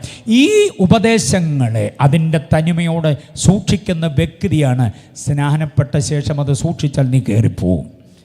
ഇല്ലെങ്കിൽ സ്നാനപ്പെട്ടത് കൊണ്ട് പോകണമെന്നില്ല. അപ്പം ഞാൻ പറഞ്ഞ ഈ 3-4 പോയിന്റ് മനസ്സിലായല്ലോ. 1, സ്നാനപ്പെട്ടവരാണ് കയറിപ്പോവുക. 3, സ്നാനപ്പെട്ട ശേഷം സ്നാനാനന്തര ജീവിതത്തിൻ്റെ വ്യവസ്ഥകൾ പാലിച്ചവരെ പോവുകയുള്ളൂ. ബോധ്യമായവർ കർത്താവിനെ സ്തുതിച്ച് കരങ്ങൾ ഉയർത്തി പ്രൈസ് ദ ലോർഡ്. മറന്നു പോകരുത്.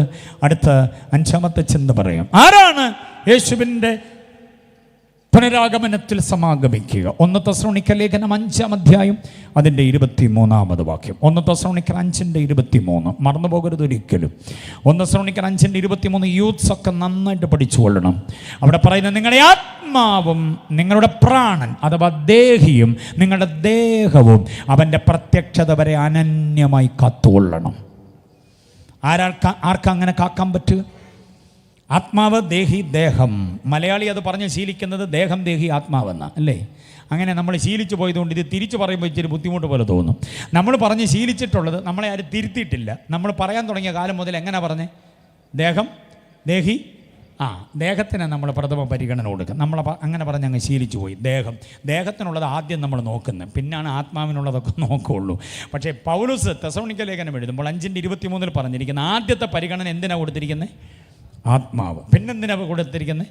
ദേഹി അഥവാ പ്രാണൻ. അത് കഴിഞ്ഞ് 3-ാമതാണ് എന്തോന്ന്?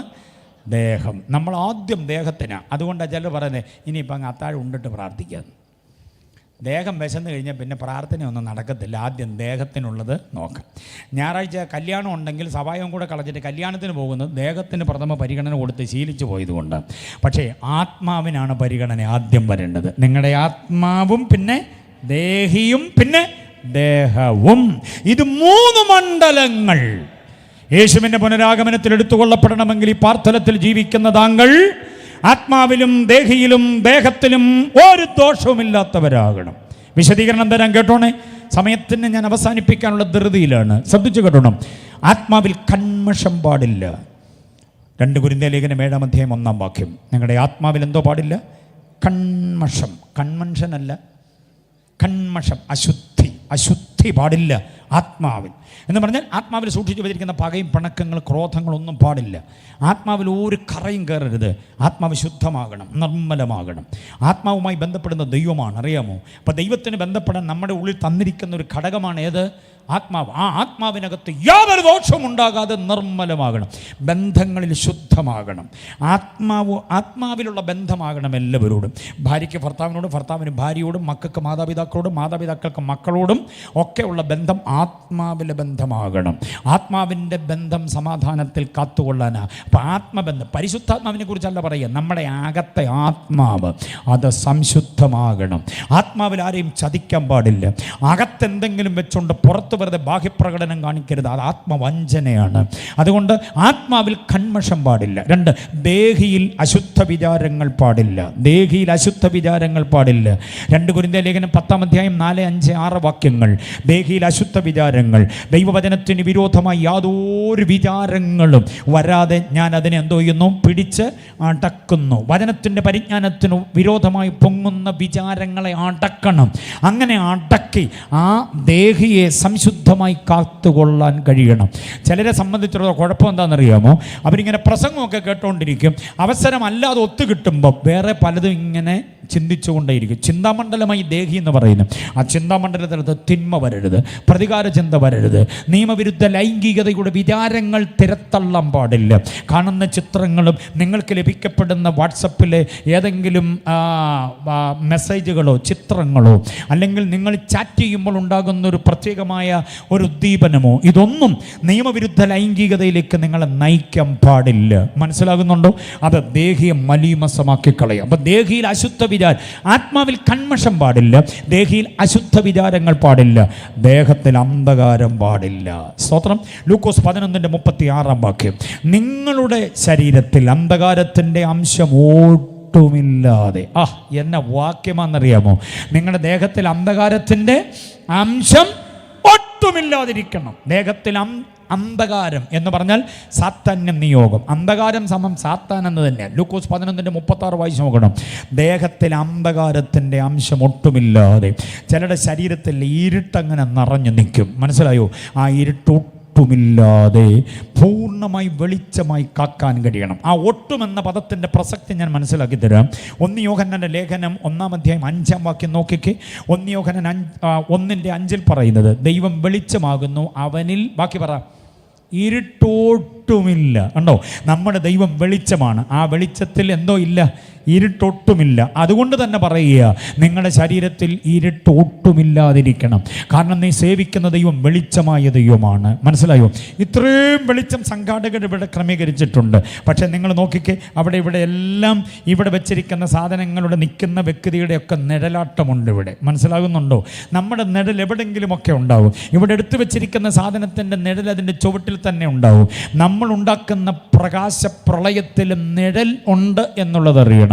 ലക്ഷോപലക്ഷം വാട്ട്സ് കത്തിച്ചാണ് ഈ വേൾഡ് മാച്ച് നടക്കുമ്പോൾ, അത് ക്രിക്കറ്റോ ഫുട്ബോളോ ആകട്ടെ, നടക്കുന്ന പറഞ്ഞാൽ ഗ്രൗണ്ടിൽ നിഴൽ വരാതിരിക്കാൻ വേണ്ടി വെളിച്ചം എവിടെ നിന്നൊക്കെയാണെന്നറിയാമോ? പക്ഷേ ടി വിയുടെ ഡിസ്പ്ലേയിൽ സൂക്ഷിച്ച് നോക്കിയാൽ അറിയാം, അടിച്ചു വിട്ട പന്ത് ഉരുണ്ട് വരുമ്പോൾ അതിൻ്റെ കൂട്ടത്തിൽ അതിൻ്റെ നിഴലും കൂടെ വരുന്നുണ്ട്. മനസ്സിലായോ? ആ പ്രകാശം എല്ലായിടത്തും ഉള്ളത് കൊണ്ടാണ് ചെറിയതായിട്ടുള്ള നിഴൽ. അല്ലെങ്കിൽ ഈ നിഴൽ പന്താന്ന് വിചാരിച്ച് അതിനെ ക്യാച്ച് ചെയ്യാൻ ശ്രമിച്ചാൽ ആ സംഗതി അപകടത്തിലാകും. ബാറ്റ് ചെയ്യുന്നവൻ നിഴലിനെ ബാറ്റ് ചെയ്താൽ കുഴപ്പമാകും. അതുകൊണ്ട് നിഴലില്ലാതിരിക്കേണ്ടതിനാണ് ആ പ്രകാശപ്രളയം. അപ്പോൾ എത്ര പ്രകാശം കൊടുത്താലും നമ്മൾ ഉണ്ടാക്കുന്ന പ്രകാശത്തിൽ എവിടെയെങ്കിലും നിഴലുണ്ടാകും. മനുഷ്യന് വഴി പോകുന്നവന് വെട്ടം കാണാൻ വേണ്ടി തല ഉയർത്തി നിൽക്കുന്ന വിളക്കുമരങ്ങളെ കണ്ടിട്ടുണ്ടോ? വിളക്കുമരം ഉയർത്തിപ്പിടിച്ചിരിക്കുന്ന വെട്ടത്തിലൂടെ നമ്മൾ വഴിയിലൂടെ നടന്നു പോവുക. പക്ഷേ ശ്രദ്ധിച്ചു നോക്കിയാൽ അറിയാം, ആ വിളക്കുമരത്തിൻ്റെ ഒരു നീളം നിഴൽ റോഡിൽ കിടക്കുന്നത് കണ്ടിട്ടുണ്ടോ? ആ വിളക്കുമരത്തിൻ്റെ ഒരു നിഴൽ അവിടെ ഉണ്ടാകും. കത്തിച്ചു വെച്ച മെഴുകുതിരിയുടെ ചുവട്ടിൽ ഇരുട്ടുണ്ട്, അറിയാമോ? കത്തിച്ചു വെച്ച വിളക്കിൻ്റെ അടിയിൽ ഇരുട്ട് ഉണ്ട്, നിഴലാട്ടം നടത്തുന്നുണ്ട്. നിഴലില്ലാത്ത, ഇരുട്ടില്ലാത്ത ഒറ്റ വെളിച്ചമേ ഉള്ളൂ, അത് നമ്മുടെ ദൈവമാണ്. നിഴലില്ല, ഇരുട്ടൊട്ടുമില്ല. ആ ദൈവത്തെ സേവിക്കുന്ന നമ്മുടെ ശരീരത്തിൽ ഇരുട്ടുണ്ടാകാൻ പാടില്ലെന്ന്, യാതൊരു നിഗൂഢതകളും പാടില്ല. നിന്റെ അമ്മ അറിയാത്ത ഒരിടപാട്, നിന്നെ ചുമന്ന ഉദരഫലം, നിന്നെ നിന്നെ ചുമന്ന ഉദരമുള്ള അമ്മയുണ്ടല്ലോ, നിന്നെ അധ്വാനിച്ച് വളർത്തി വലുതാക്കി ഇത്തരം വണ്ണത്തിലും പൊണ്ണത്തിലുമാക്കിയ നിന്റെ അപ്പനറിയാത്ത ഒരു ഇരുട്ടും നിന്റെ ശരീരത്തിൽ ഉണ്ടാകരുത്. നിന്റെ ജീവിത പങ്കാളി അറിയാത്ത ഒരു നിഗൂഢതകളും ഉണ്ടാകരുത്. സുഖത്തിലും ദുഃഖത്തിലും സമ്പത്തിലും ദാരിദ്ര്യത്തിലും ആരോഗ്യത്തിലും അനാരോഗ്യത്തിലും അങ്ങേ മാത്രം സ്നേഹിച്ച്, നിന്നെ മാത്രം സ്നേഹിച്ച്, അങ്ങോട്ടും ഇങ്ങോട്ടും ഇത് പറഞ്ഞ് ഒരുമിച്ച് ജീവിതത്തിലേക്ക് കൂടിയിട്ട് അവളറിയാതെ അവനറിയാതെ എന്തെങ്കിലും അകതാരിൽ സൂക്ഷിച്ചു വെച്ചാൽ അതിനെയാണ് ഇരുട്ടെന്ന് പറയുന്നത്. ആ ശരീരം കാഹളനാളിൽ പൊങ്ങി വരത്തില്ല. എത്ര പേർക്ക് ഞാൻ പറയുന്നത് മനസ്സിലാകുന്നുണ്ട്? സുതാര്യതയുടെ, സുസ്ഥിരതയുടെ, സുദൃഢതയുടെ, സംശുദ്ധതയുടെ ശരീരമാണോ എങ്കിൽ കർത്താവിൻ്റെ കാഹളനാളിൽ ഉയർത്തു വരും. 3 മണ്ഡലങ്ങളും ഒരേപോലെ. ഏതാ 3 മണ്ഡലങ്ങൾ? 1 ആത്മാവ്, 2 ദേഹി, 3 ദേഹം. ഈ 3 മണ്ഡലങ്ങളും ഒരേപോലെ ക്രിസ്തു കേന്ദ്രീകൃതമായി സംശുദ്ധമായി സൂക്ഷിച്ചാൽ അവൻ്റെ വരവിങ്കലെടുത്തു കൊള്ളപ്പെടാം. ബോധ്യമായവർ കർത്താവിനെ സ്തുതിച്ചാട്ടെ. ഒരെണ്ണം കൂടെ പറഞ്ഞ് ഞാൻ നിർത്താം. ഒരെണ്ണം കൂടെ, ഒന്നും കൂടെ അല്ല, ഒത്തിരി ഉണ്ട്. പക്ഷേ 9:30 എന്നെൻ്റെ ചെവി പറഞ്ഞായിരുന്നു. അതുകൊണ്ട് ഞാൻ ആ സമയത്ത് കൊണ്ട് നിർത്താൻ ആഗ്രഹിക്കുകയാണ്. ഒരെണ്ണം കൂടെ പറയുമ്പം അതിന് പറ്റില്ല, 9:30 നിർത്താൻ പറ്റില്ല. എങ്കിലും ഞാനതിനെ ഓർപ്പിച്ചുണർത്താം. റോമർ 8:11 വാക്യം. റോമർ 8:11. യേശുവിനെ മരിച്ചവരുടെ ഇടയിൽ നിന്ന് ഉയർപ്പിച്ച ആത്മാവ് നിങ്ങളിൽ വസിക്കുന്നെങ്കിൽ നിങ്ങളുടെ മർത്യ ശരീരത്തെ ആ ആത്മാവിനെ കൊണ്ട് ഉയർപ്പിക്കും. കണ്ടോ? റോമർ 8:11 മറക്കരുത്. ആത്മാവ് വസിക്കുന്നുണ്ടോ ശരീരത്തിൽ? ഉറപ്പാണോ? ആത്മാവ്, ഏതാത്മാവ്? യേശുവിനെ മരിച്ചവരുടെ ഇടയിൽ നിന്ന് എഴുന്നേൽപ്പിച്ച ആത്മാവ് വസിക്കുന്നുണ്ടെന്ന് ഉറപ്പ് എത്ര പേർക്കുണ്ട്?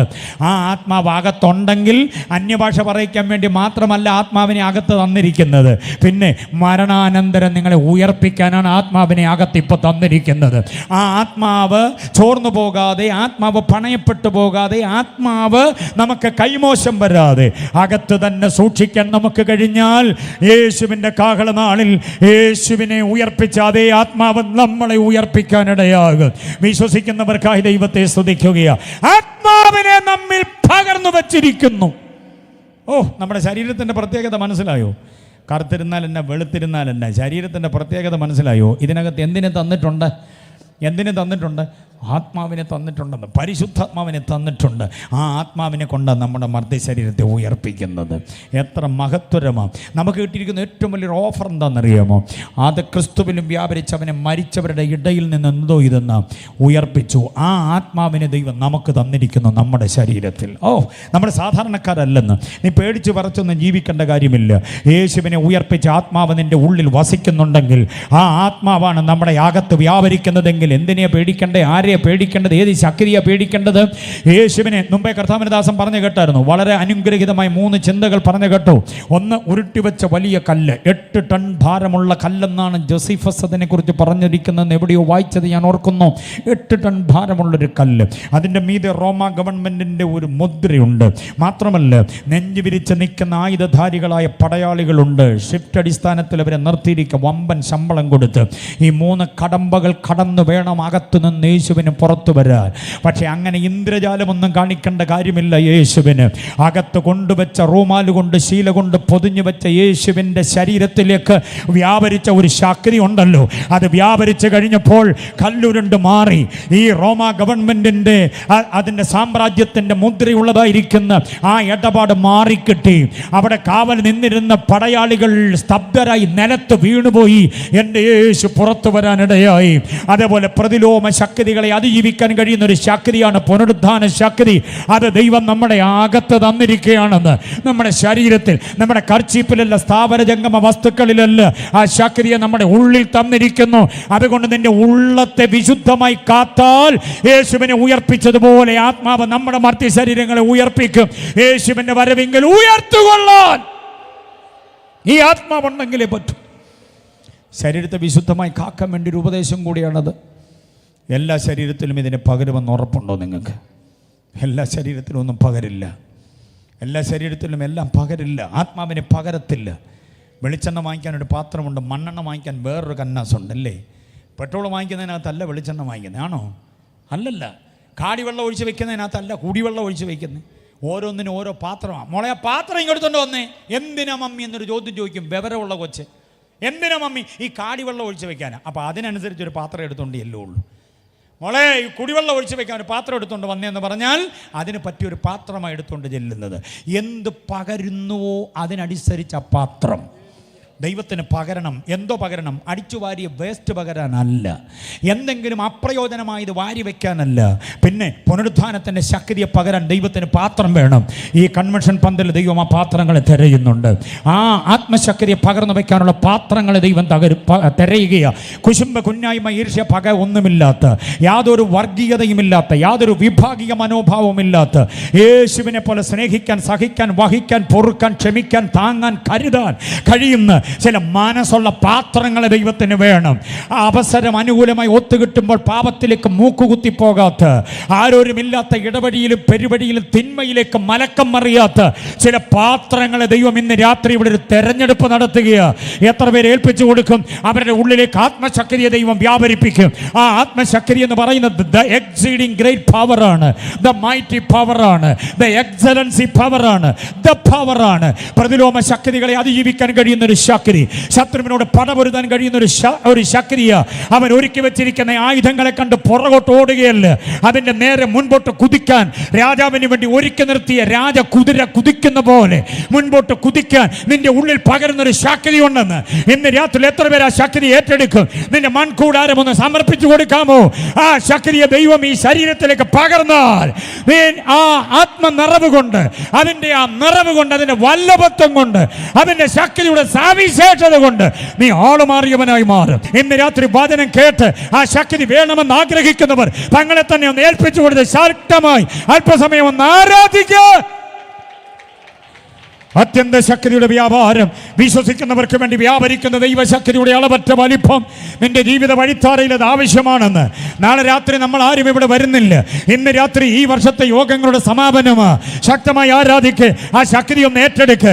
നിന്നെ മുൻപോട്ട് വിടാതെ തടഞ്ഞു നിൽക്കുന്ന പോരിന്റെ ശക്തിയോട് പടപൊരുത. നിന്റെ മുൻപിലെ മതിൽക്കെട്ടുകളെ അതിജീവിക്കുക. നിന്റെ മുൻപിലുള്ള മതിലുകൾ ഓടിക്കയറാൻ, പടക്കൂട്ടത്തിന് നേരെ പാഞ്ഞു ചെല്ലാൻ ഈ ശക്തി അനിവാര്യമാണ്. യേശുവിന്റെ നാമത്തിൽ, യേശുവിന്റെ നാമത്തിൽ ശക്തമായ ദൈവത്തെ ആരാധിക്കുക. പാട്ടിന്റെ താളം കേൾക്കുമ്പോൾ മാത്രം അന്യഭാഷ പറയാൻ ഇരിക്കണ്ട. വചനം കേട്ടവരുടെ മേൽ ആത്മാ വന്നിട്ടുണ്ട്.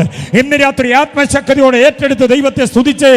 എല്ലാ വിഷമതകളും മാറട്ടെ, എല്ലാ വൈരാഗ്യങ്ങളും മാറട്ടെ, എല്ലാ പകകളും മാറട്ടെ, എല്ലാ പിണക്കങ്ങളും മാറട്ടെ, എല്ലാ വിധമായിരിക്കുന്ന സംശയങ്ങളും മാറട്ടെ, എല്ലാ വിധമായിരിക്കുന്ന ഹല്ലേലൂയ ഉൾവലിയലുകളും മാറിപ്പോകട്ടെ. നീ മുൻപോട്ട് കയറി കുതിക്കേണ്ടവന് പണ്ട് നിനക്ക് തന്നതായിരിക്കുന്ന ചില വരങ്ങളും കൃപകളും എവിടെയോ കനൽ മൂടിപ്പോയി, ചാരം കൊണ്ട് മൂടിപ്പോയി. നിന്റെ കൃപകൾ ഇന്ന് ഉപയോഗിക്കപ്പെടുന്നില്ല. നീ കണ്ട ദർശനങ്ങൾ ഇന്ന് പ്രയോജനപ്പെടുന്നില്ല. പ്രാർത്ഥിച്ചാൽ വിടുതലായിരുന്നു, നീ കയറുന്ന ഭവനങ്ങളിൽ വിടുതലായിരുന്നു, നീ ഒരു വിഷയം ഏറ്റെടുത്താൽ അതിന് വിടുതലായിരുന്നു. കണ്ണടച്ചാൽ ഉടനെ ദർശനങ്ങൾ നീ കണ്ടിരുന്നു. വചനം വായിച്ചു തുടങ്ങിയാൽ ഉടനെ ആലോചനകൾ കിട്ടിയിരുന്നു. ഇന്ന് എവിടെ? ദൈവശക്തി ഏറ്റെടുത്ത് ചില രോഗികൾ ഇന്ന് രാത്രി സൗഖ്യമാകുന്നുണ്ട്. ഈ പുനരുത്ഥാനത്തിന് ശക്തി ചില നാഡീ ഞരമ്പുകളെ സൗഖ്യമാക്കുന്നുണ്ട്. ചില അവയവ വ്യവസ്ഥിതികളിലേക്ക് സൗഖ്യം വ്യാപരിപ്പിക്കുന്നുണ്ട്. അങ്ങ് ഓൺലൈനിൽ ശ്രദ്ധിക്കുന്ന പ്രിയപ്പെട്ടവരെ, നിങ്ങൾ ഇരിക്കുന്ന ഇടത്ത് വിടുതൽ വ്യാപരിക്കുന്നുണ്ട്. ഈ രാത്രി ശക്തിയോടെ നിങ്ങളുടെ തലമുറകളുടെ മേൽ ദൈവപ്രവൃത്തി വെളിപ്പെടുന്നുണ്ട്. യേശുവിന്റെ നാമത്തിൽ വേദിയിലും സദസ്സിലും ഒരേപോലെ ആത്മശക്തി പെയ്തിറങ്ങുകയാണ്. ഈ സമാപന രാത്രി ഒരു ആത്മാവിന്റെ വ്യാപാരം, ശുശ്രൂഷയ്ക്കൊരു പുതിയ നീക്കം, ശുശ്രൂഷയ്ക്കൊരു പുതിയ കുതിപ്പ്. ദൈവദാസനെ, നീ ഇതുവരെ ചെയ്തതിനേക്കാൾ ഏറ്റവും മെച്ചമായ ശുശ്രൂഷയ്ക്ക് ഇനിയും ദൈവം അവസരം തരികയാണ്. നീ ചെയ്ത പ്രസംഗമല്ല, അതിൽ മെച്ചമായത് നീ ചെയ്യാനിരിക്കുന്നതേ ഉള്ളൂ. വചനത്തിന്റെ വെളിപ്പാട്. ശക്തിയോടെ കർത്താവിനെ സ്തുതിക്ക്, ശക്തിയോടെ